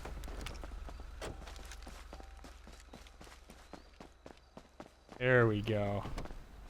Get in, man, we going. Okay. Shit, homie, you all right? I'm straight, homie. Bitches got the jump on me, though. How they get you to come all the way out here? Man, I ain't finna let a little drive stand in the way of a money-making opportunity. Or a get killed opportunity? Man, you always a pessimist. Nah, nigga, a realist. Cause in reality, all them fools wanna clap your ass. Man, what a trust that, dog. I peeped out that wood chopping place when we was up this way on that Devin Weston car lit, which I still ain't been paid for, incidentally. All secluded and shit. Stretch hit me up, I'm like, yeah, that's the perfect place to buy kush by the Bizzel. Nigga, perfect place to clap some fool you beefing with. Man, I ain't even know at the time. I just thought we was gonna parlay. Parlay? Nigga, please. Every time you leave the house, fools try to clap you. Every meet you set up, homies there for the express purpose of clapping your ass. Man, you sure? Cause I'm sure there's been a few times when... No, I'm completely 100% sure. Every time, nigga. Whether you buying drugs, selling drugs, or discussing drugs. talking about the weather or whatever. Man, these streets is hard, dawg. This the hood you talking about. Maybe you forgot, since you've been bettering yourself, sitting in that house on the hill looking down on the animals in South Central and shit. Man, you know it ain't like that. Do I, my nigga? Because that's the way it looked to me. I'm making the best out of what I'm giving. You know what I'm talking about? I ain't in some type of mentorship program. The only mentor I got... And we gonna do something about that, dawg. Trust me. Man, I ain't got people teaching me that white-collar crime shit. Ain't shit changed for me, and you ain't helping. Ain't helping? What the fuck you call this? Me, Michael, Trevor, we all came up here to help you. The unholy fucking trinity. Ballers beware when these fools rolling together. You jealous of Michael and Trevor? What happened to me and you fucking shit up? Forum gangsters, nigga. So I shouldn't have called them, right? Man, I was doing everything in my power to make sure you wasn't clapped. I can make sure I ain't clapped. Clearly you can't. Next time, homie, don't come. And matter of fact, if you do come, don't bring them dudes. Man, look, let's not talk next time. Next time, don't get your ass in the situation, all right? It's the hood, Frank. That's what happens in the hood. No, the fuck it don't. Not for everyone. I'm one of them dudes that it happens to. Man, you gonna tell me what was going on back there? Hood. Boy, and he wears it with a badge of pride, which is understandable, but... Man, you really...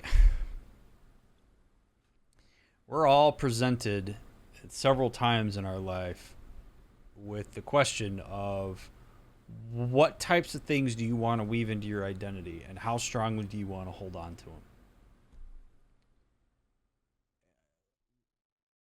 Lamar is experiencing the same kind of dissonant pressure that Franklin is.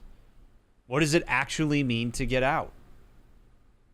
And he's straddling this line between I want to figure out better ways to make more money more quickly, but I also don't want to lose my roots. I want to do it the way that I know how, in the context that I know how to do it in.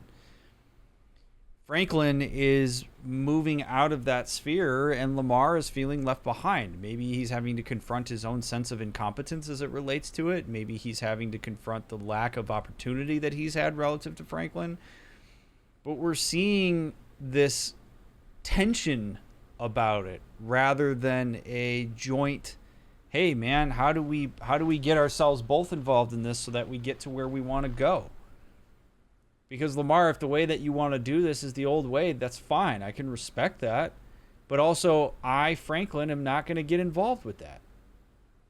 And if Lamar says, I don't want to get involved in the white collar stuff that you're doing, I'd rather stick to what I know, that's fine for him too. But what we have for both of them is this idea that they each have to try to pull the other one to where they are. And that's not necessarily the case. It doesn't have to be. But they're not really talking about the core issue. It is true that Lamar did not ask for us to come get him. Tanisha did. And if Lamar thinks that he can get out of that situation on his own and he's angry at Franklin for bringing his new friends around to help him out because he looks weak and he looks like he can't have his shit together, that's you can let Lamar have that. We don't get to hold the fact that we went over and got Lamar over his head, which Franklin kind of does. And that's not really fair because Lamar didn't ask for it. So if Franklin thinks that Lamar wants to get out like he does and he's misunderstanding what Lamar's actual goals are, then it's on him to ask Lamar what those actual goals are. What is he actually trying to curate for himself? In the same way, it's important for Lamar to do the same. But they don't really have healthy communication around this stuff.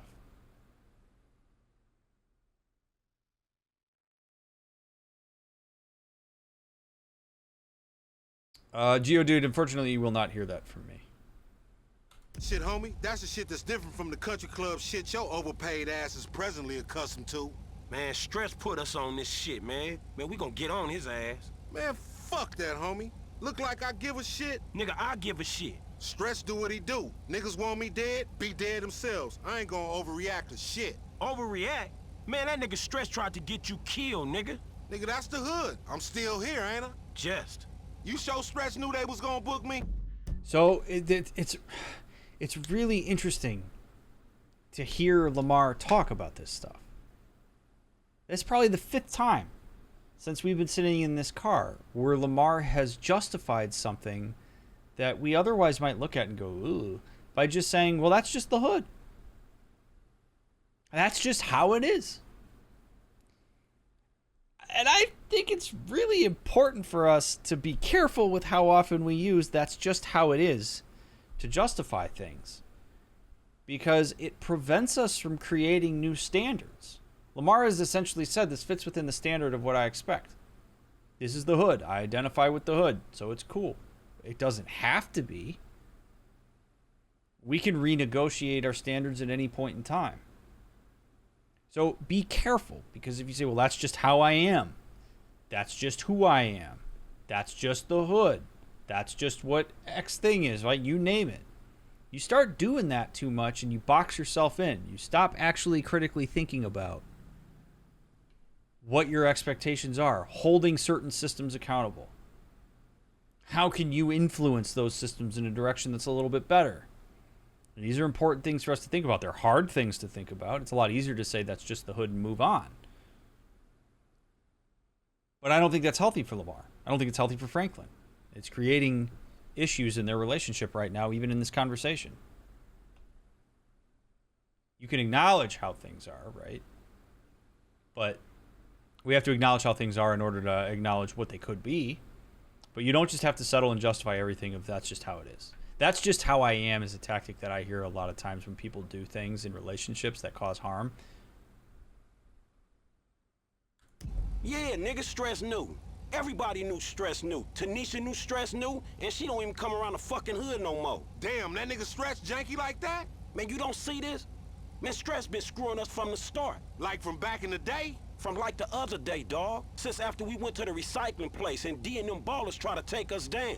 But Stretch put in the work on D. Yeah, man, that's survival. Remember how angry his ass got? Especially with you bringing him into this shit? Alright, but tell me this, though. If Stretch was fucking with your boy LD, why he set us up with the deal for the brick in the first place? He go off and make peace with the ballers, come back, and then put us on the lick on Grove Street. Man, you remember Grove Street? That brick was drywall. Ripping us off was probably Stretch's ideal anyway. Damn, you think so? It makes sense, don't it? Man, I ain't knowing, man, maybe. Man, Stretch got in with the ballers when he was inside. Played us as marks, dog, but a bunch of them got booked. So now they gotta come back at us. So Stretch sends you out there where they doing a cush deal. Then you show up and save the day. Yeah, thankfully. Man, it wouldn't even be the same if your boy LD wasn't out here getting in the shit. And FC wasn't getting him out of it. Know what I'm talking about? Man, I don't know. Man, shit was fun, nigga. Don't tell me you didn't enjoy scrapping like we did back in the day. It ain't back in the day no more, dawg. Boy, if tonight isn't homeostasis night.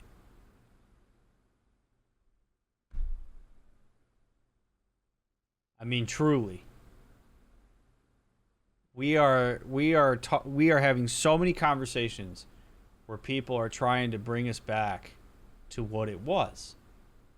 That's what Lamar's acknowledgement was there. Well, what would we be if it wasn't me getting into problems and you bailing me out? Ha ha ha. That's our dynamic. Yeah, I mean, he's not entirely wrong. There is a nostalgic vibe to that. Doesn't mean it's good, doesn't mean it's healthy, doesn't mean we're capable of doing something better.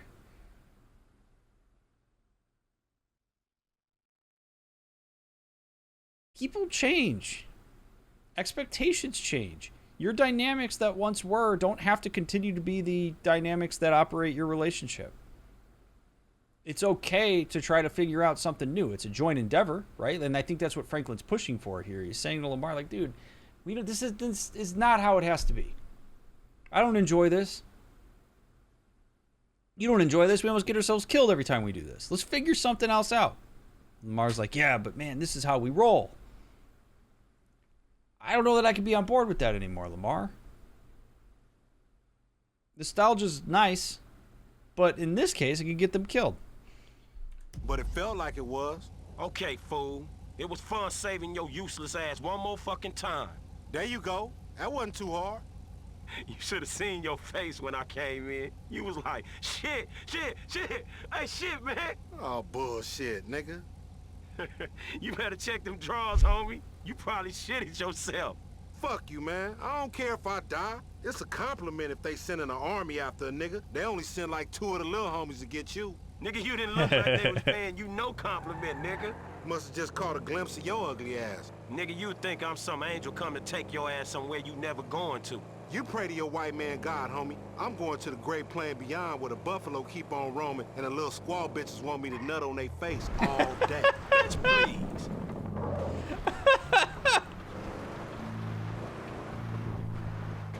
Oh my god.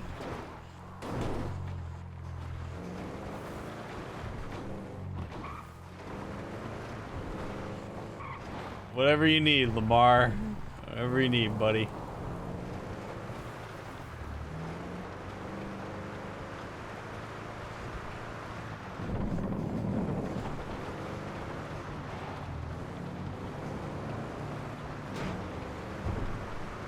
We got a lengthy drive. Let's pop some tunes on.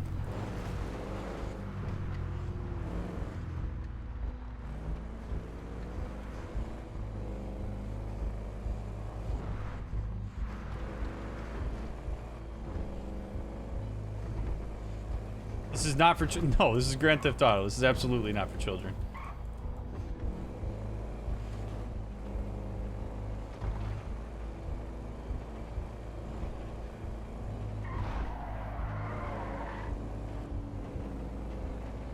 Oh, I've always enjoyed the dynamic between Franklin and Lamar. I mean, I think what makes Lamar endearing is I really do think that Lamar means well. Like, I think his intentions are good. And unfortunately, that gets taken advantage of. People know that Lamar is trusting. I think people know that Lamar is going to give the benefit of the doubt. And what really sucks for Lamar is that it often puts him in a position where somebody like Franklin is having to, like, educate him about how things actually are. And so, it perpetuates this idea that Lamar is stupid. And I don't think Lamar is stupid. I think he just thinks about things differently. Which is why I think when him and Franklin are rolling together, it works okay.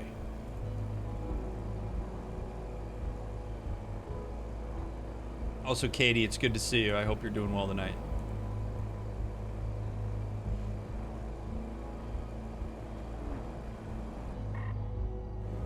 Oh, I'm glad to hear that, Munchie.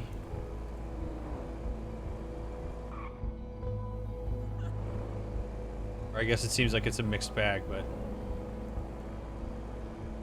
day at a time with that.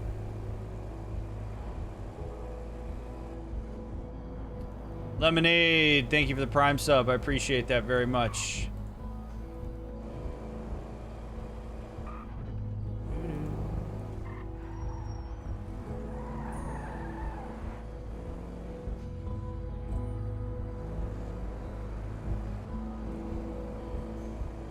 Great. Oh, that sounds lovely. I'm doing well tonight. I'm enjoying being back on Grand Theft Auto. We took a little bit of a break, but it's nice to be back playing this. I do hope all of you are enjoying yourselves this evening.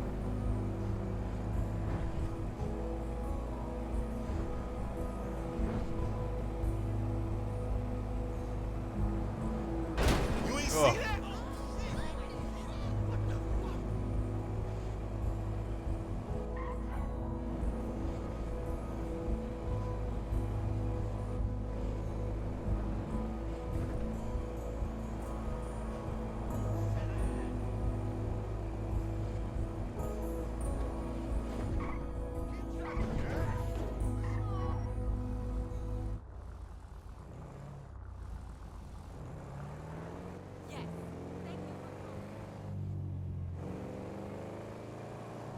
All right.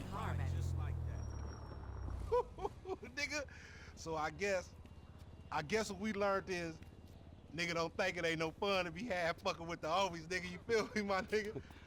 Yeah, I guess you can look at it like that. Hey, but on some real shit, my nigga, you know your nigga out here doing BAD, man. Why don't you slide me a few dollars or something? You know what I'm talking about? It's hard out here in the set. Oh, shit, my nigga, that's nothing. Shit, nigga, I know you done went all Illuminati and shit, you know what I'm saying? Leaving the street niggas in the back, but damn, man, way to keep a nigga down, my nigga. I mean, thank you.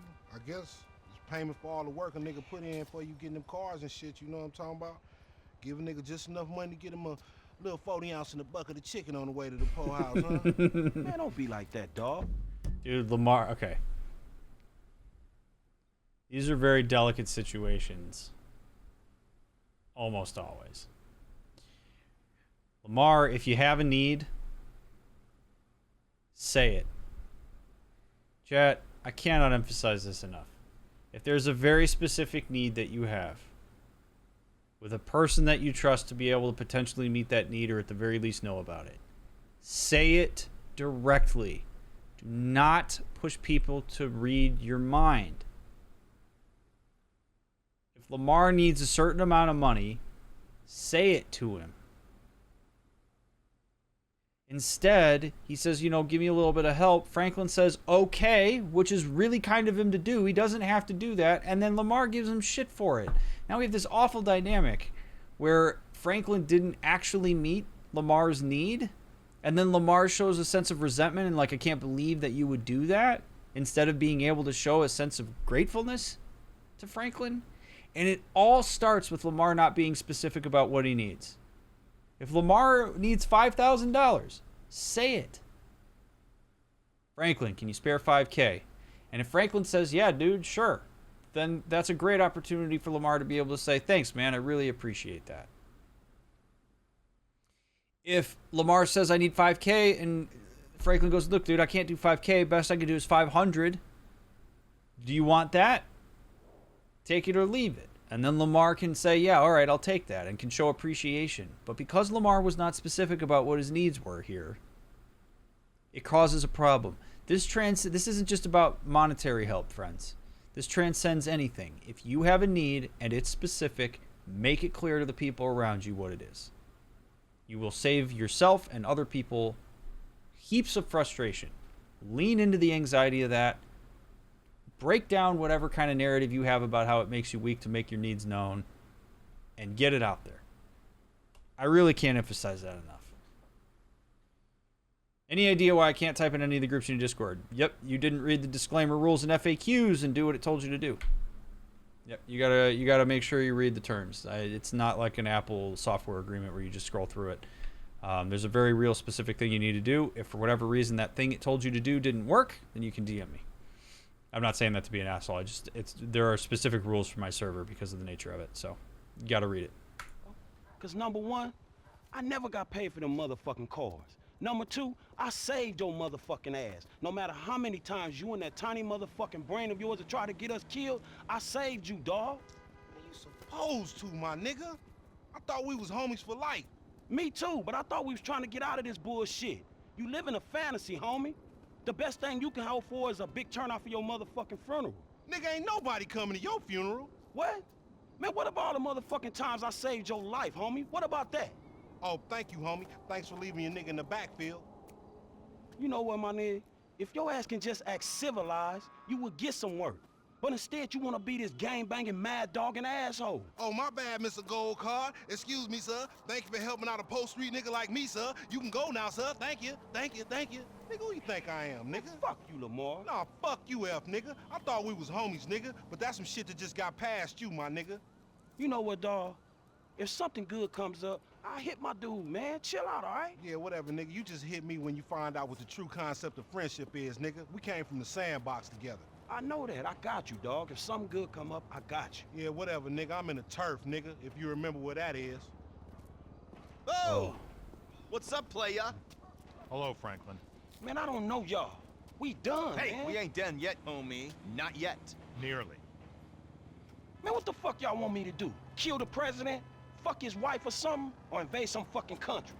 No, something more sensible. Something that's gotta be done. Hey, when the timing's right, you're gonna take old Trevor and put him out to pasture, homie. See, Michael will be sensible, but Trevor won't be. Trevor is a liability that none of us can afford. Man, Trevor saved you. He saved both y'all asses. And it's unfortunate. Hey, when we give you the word, you're gonna do this thing. Man, get Michael to do it. Me and Trevor cool, dawg. Michael can't do it. Trevor won't let him near. That's why it's up to you, homie. Oh, fuck. Hey, who was that? Nobody. Don't worry about it, nigga. Hey. Oh, flossing ass nigga.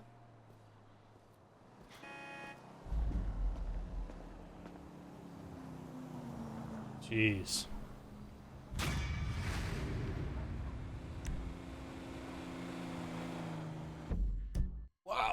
Wow.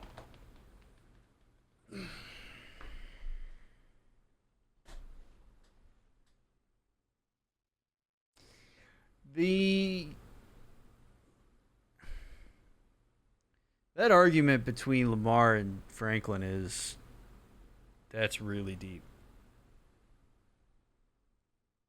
I mean, they both said, I think, what needed to be said there, and I have to admit that I'm a little bit more on the side of Franklin, just in terms of what I think it would mean for the two of them.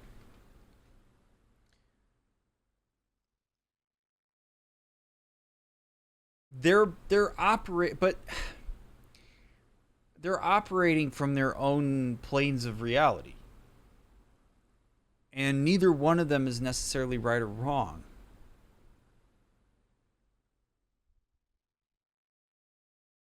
But they're misfiring.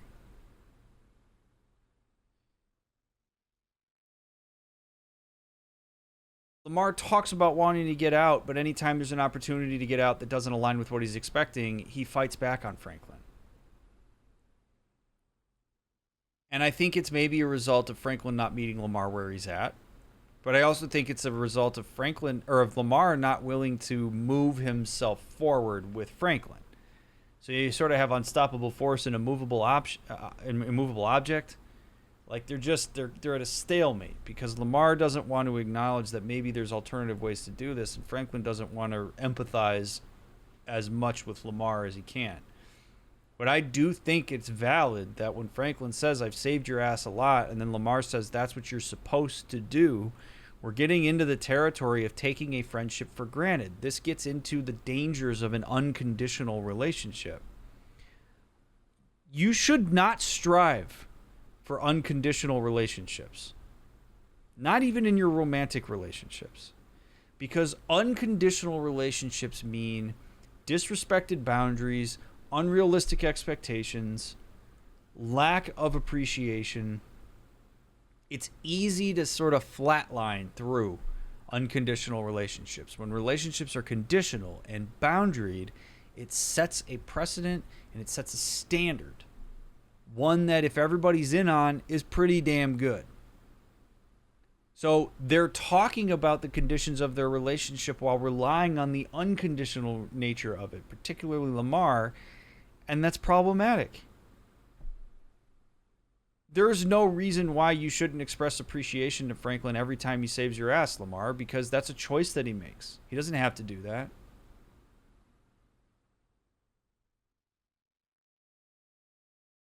But unconditional relationships are terrible, and so anytime you're around somebody who tries to push you into a space where they're leveraging the sense that it should be unconditional is not necessarily somebody that you want to be messing around with too much.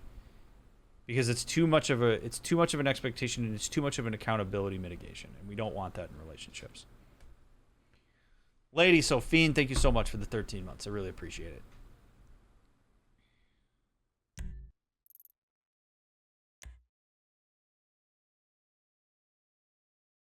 All right. After all that, you know what? We have not watched any movies at the movie theater, so I want to go watch a movie theater. F-Dog. So my dad's not like a complete asshole. I'm going to the premiere of his movie. Church, bro. Gotta meet him at Ponson Boys so he can get a tux. And next stop's the red carpet. # swag. Alright, thanks, Jimmy.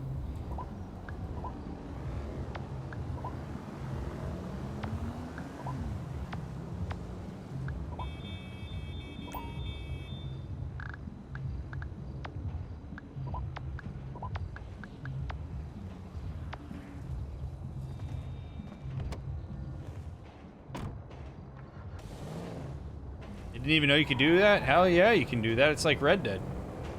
That's what we're gonna do. We're gonna go watch a movie. Love the # swag. It's very 2013.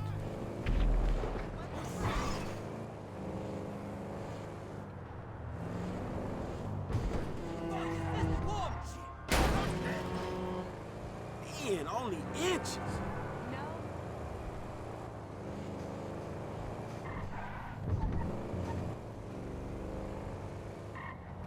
Yeah, man, I can't wait to go on vacation. Yo, girl. Yeah?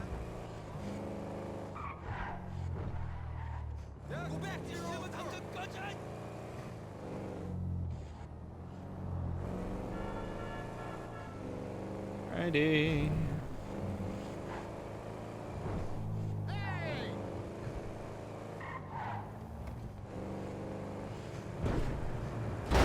Ah.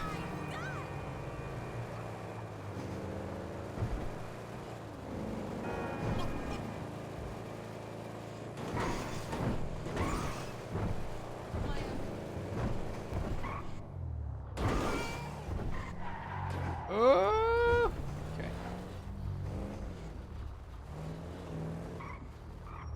All right, let's see what's premiering. Sequel 2. I really hope we get to watch Sequel 2. That's water torture. The bath is running. Are you?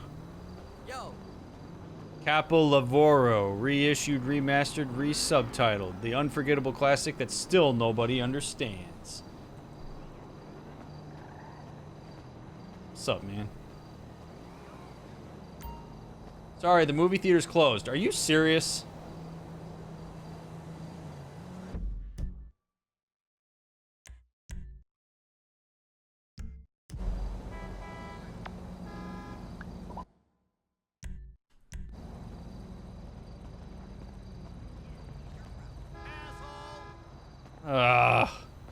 I only work. I had a great time the other night. Well, how do I... Oh, man. Is the only way for me to progress time to go to my house and sleep?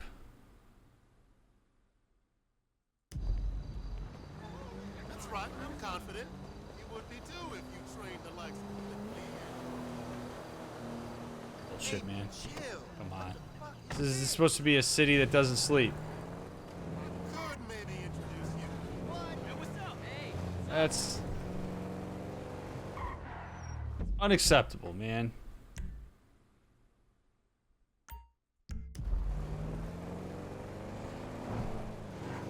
Oh, I know it. I know it. I know it progresses on its own, but I'm not about to sit out here until it's 7 a.m. Like, we gotta make it go faster.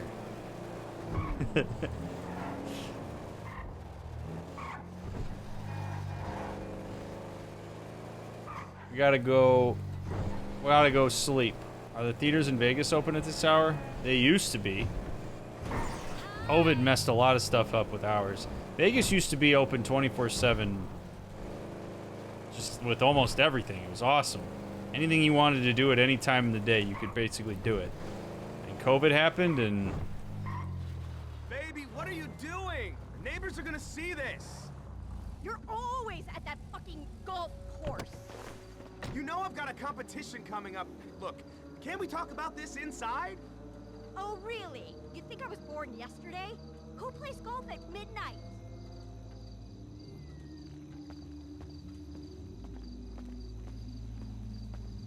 It was the only tea time that... That's it! Walk away like you always do! Hey, you! Listen, can you give me a ride? My wife's gone crazy. I'll throw some dollars your way. All right, man, I gotta find some wheels first, dawg. Okay, I'll wait here and take a good long look at my life, strewn all over the front yard.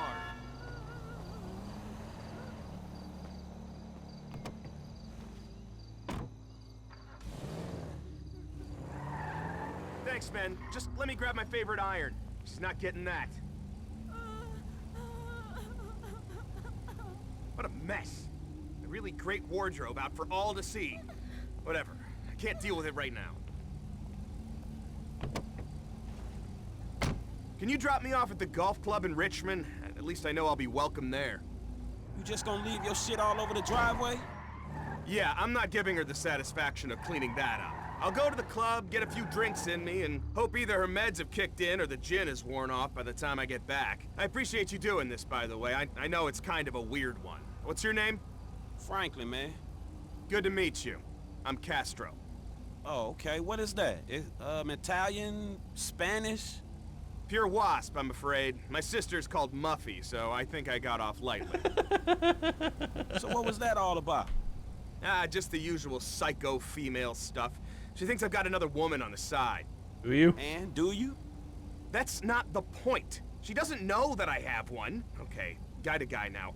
I have a very strict code. Only on out-of-town trips, no real names, a dead trail. That's a gentleman's way, right? Maybe in the last century it was. Yeah. I'm good like that. I don't want to embarrass her. Then she Oh goes my and God. literally airs our dirty laundry in front of all the neighbors. I mean, show some class. So let me get this straight, dog. You're pissed because she's accusing you of Okay, I am done with this. I'm gonna see if I can flag down a cab. Boy, that guy's in straight denial. Look at that. We just learned a lot about that guy. You start holding him accountable and he bails.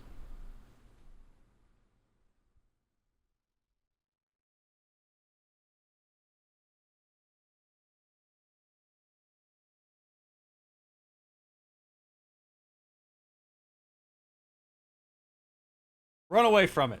Wife accuses you, run away from it. Somebody else holds you accountable, run away from it. Just run away from it. It's not real. It's like the person who doesn't go to the doctor because they're worried that if they go to the doctor and the doctor finds high blood pressure, that now they have high blood pressure. You got high blood pressure whether the doctor tells you have it or not. This guy's cheating whether his wife knows it or not. Doesn't make him morally superior because she doesn't know. Here's the thing. Cheating is a problem more often than not because of the boundary violation and the lack of trust. It's not all. It can be about the sex. It's easy to make it about the sex, but it's about the boundary violation. It's about the lack of respect for your relationship and the rules that you have jointly agreed upon. And if you don't jointly agree on a boundary, then you have to talk about it. You can't just blow past a jointly held boundary in your relationship because you think that's what you're supposed to do. A healthy relationship means, hey, there's this boundary we have in our relationship. I was wondering if we could maybe challenge that a bit. Can we maybe reevaluate it? Can we talk about it? That's what respect in a relationship looks like. The number one way to prevent yourself from cheating and from doing something that's a violation of a boundary in your relationship is to tell the person that you've been thinking about doing it and ask if we can jointly figure out how to solve the issue. Doesn't mean that you're entitled. She doesn't mean that he's entitled to his wife saying, yeah, sure, go ahead and have sex with other women, right? But at least we're starting to talk about a dynamic that's putting pressure on our relationship in a way that we don't want it to.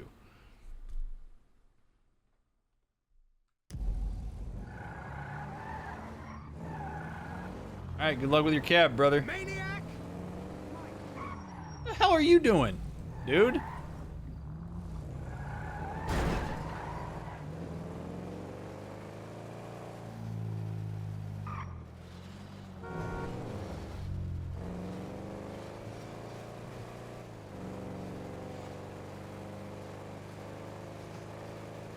Discomfort, and I know this is not what you're saying, Peachy. Discomfort's not a good enough reason to avoid a conversation.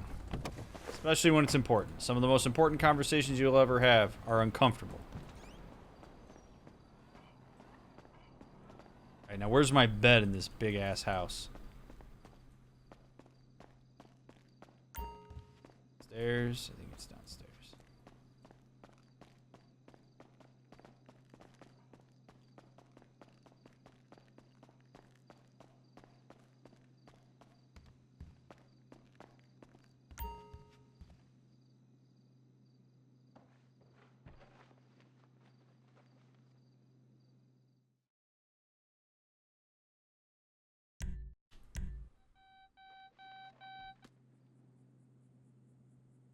All right.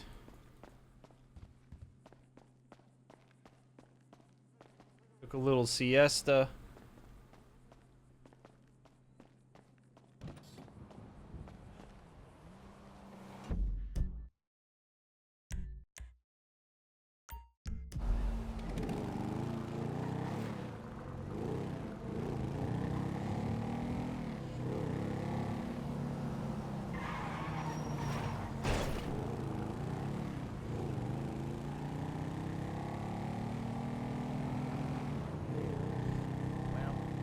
I'll say driving motorcycles third person is a lot better.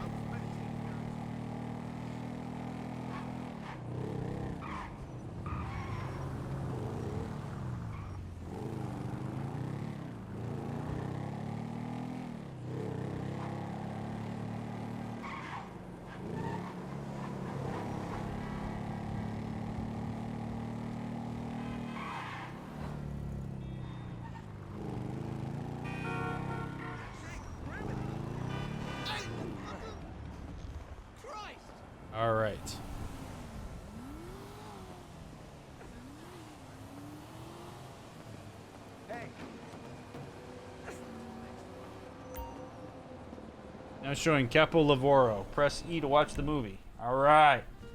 Welcome to the cinema. No mobile phones. No talking or toddlers. And please, be considerate to your fellow moviegoers. No masturbating. Now sit back and enjoy the show.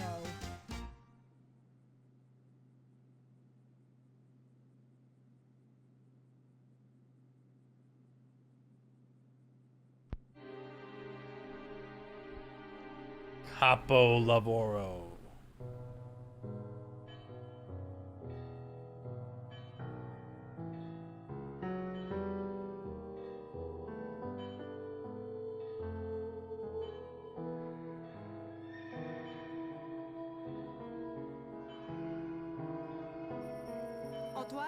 Antoine, réveille-toi. Wake up, wake up. Pourquoi est-ce que tu dors? Why are you asleep? How can you be asleep? I was not asleep. I was dreaming, but I was awake. Your life must be remarkable. The dream you have both awake and asleep, but you're just a humble thief.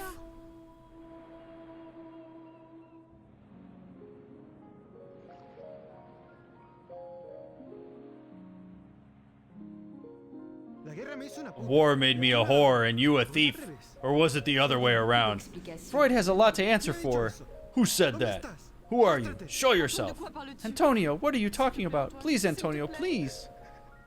That voice. You mean me? Yes, you, Maria. You heard her. Who is that? Antonio, what has gotten into you lately?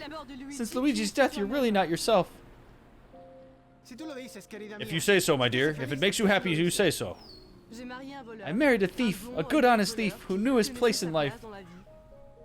Now, I am stuck with a hermaphrodite.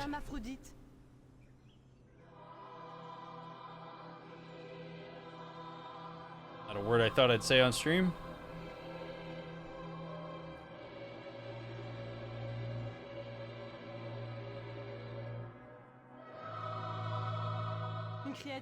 Creature who no longer knows if he is a man or a woman. Which is the lie? Which is the half-told truth? Why must things always be so simple but so endlessly complicated with you, Antonio? Yes, Maria. With you things... The butcher comes, you open your legs. The police comes to arrest me, you open your legs. The priest comes for confession again. You know the outcome. It's happening.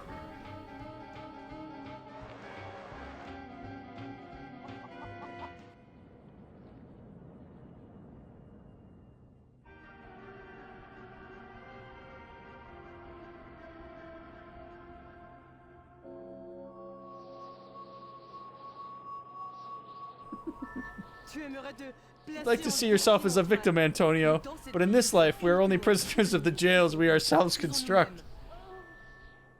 For a streetwalker and a faithless wife, you have a very ambiguous turn of phrase. She never loved you, Antonio. Who? Who never loved me? That I do not know. I'm just a voice that only exists in your head.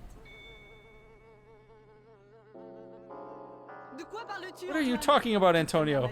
As my mother told me about you, the breathless extent of your dream life is a burden too many of the prosaic reality of our day-to-day physical reality.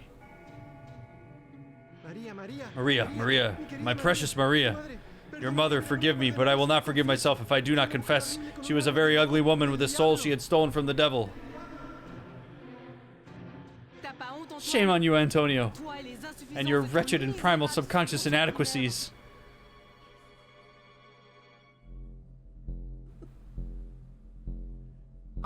Antonio. Wake up, wake up. Shut up, you're just a voice in my head. Let me dream in peace. Is that what you wish to reduce all these women to, Antonio? A reductive analysis of the feminine is a classical archetype of your repression. Oh, for fuck's sake. Stop sounding like my wife when she's not paying the rent on her back. Your wife? Is that who I am now? I hope not. Perhaps I am Luigi. After your treachery castrated him, have we considered that yet? We have considered it off camera many times. We considered modernism. We predicted postmodernism. We have embraced surrealism. We have refuted the technocratic vision of mankind's future. So much wonderment we have created, and I am left with the Italian education system.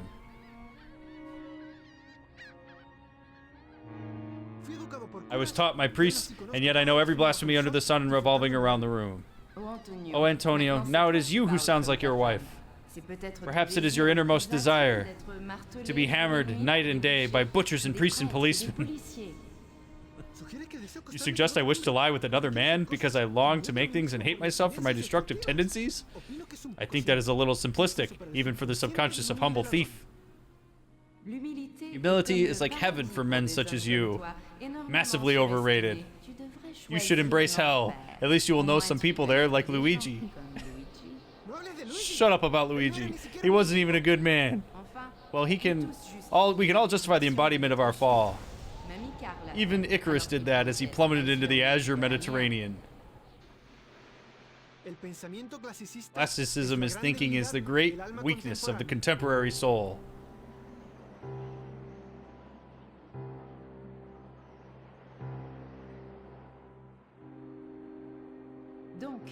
So you admit you have a soul.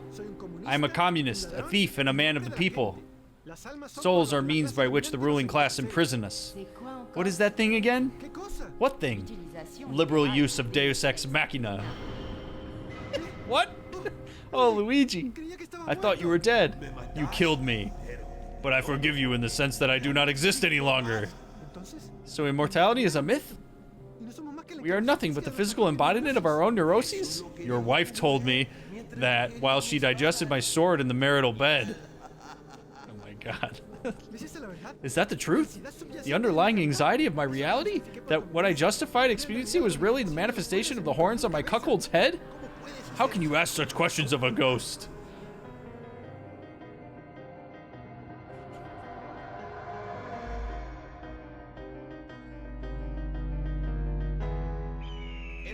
The eagle that hears the whiz of an arrow as it strikes its heart sees that the arrow has been feathered with its own plumes.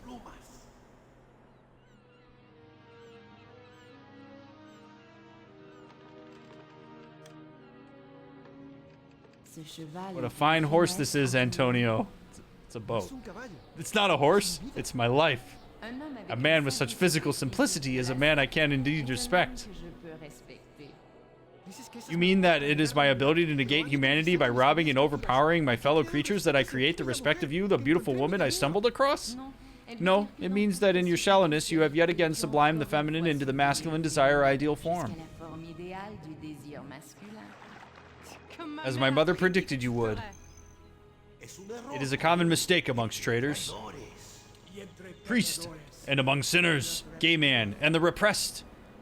Director, it is only by creative expression, a world devoid of color and unique camera angles, that our true nature can be revealed. That our... Wow.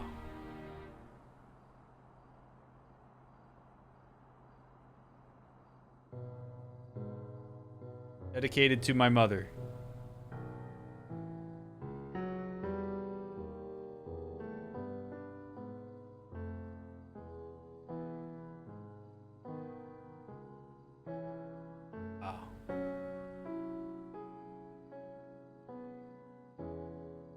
Glad we watched that. I want you all to ponder that as you go to bed tonight. Fine. Yep. That was worth 20 bucks. Absolutely worth the 20 bucks. Ponder your existence tonight. Okay? Jesus. Yep.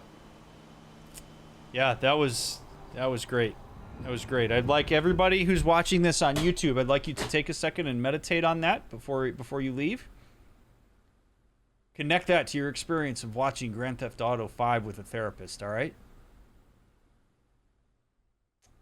Watch it again if you need to. Don't forget it costs 20 bucks. Thank you for making it all the way through part 21. I appreciate you so much. Those of you that have been watching on YouTube, if you haven't already, give it a thumbs up. Leave a comment if you like. Subscribe to the channel. Check out all the links in the description. Would love to see you again. If you're binging and you're going straight to part 22, I hope you enjoy that. Otherwise, catch you on the next one.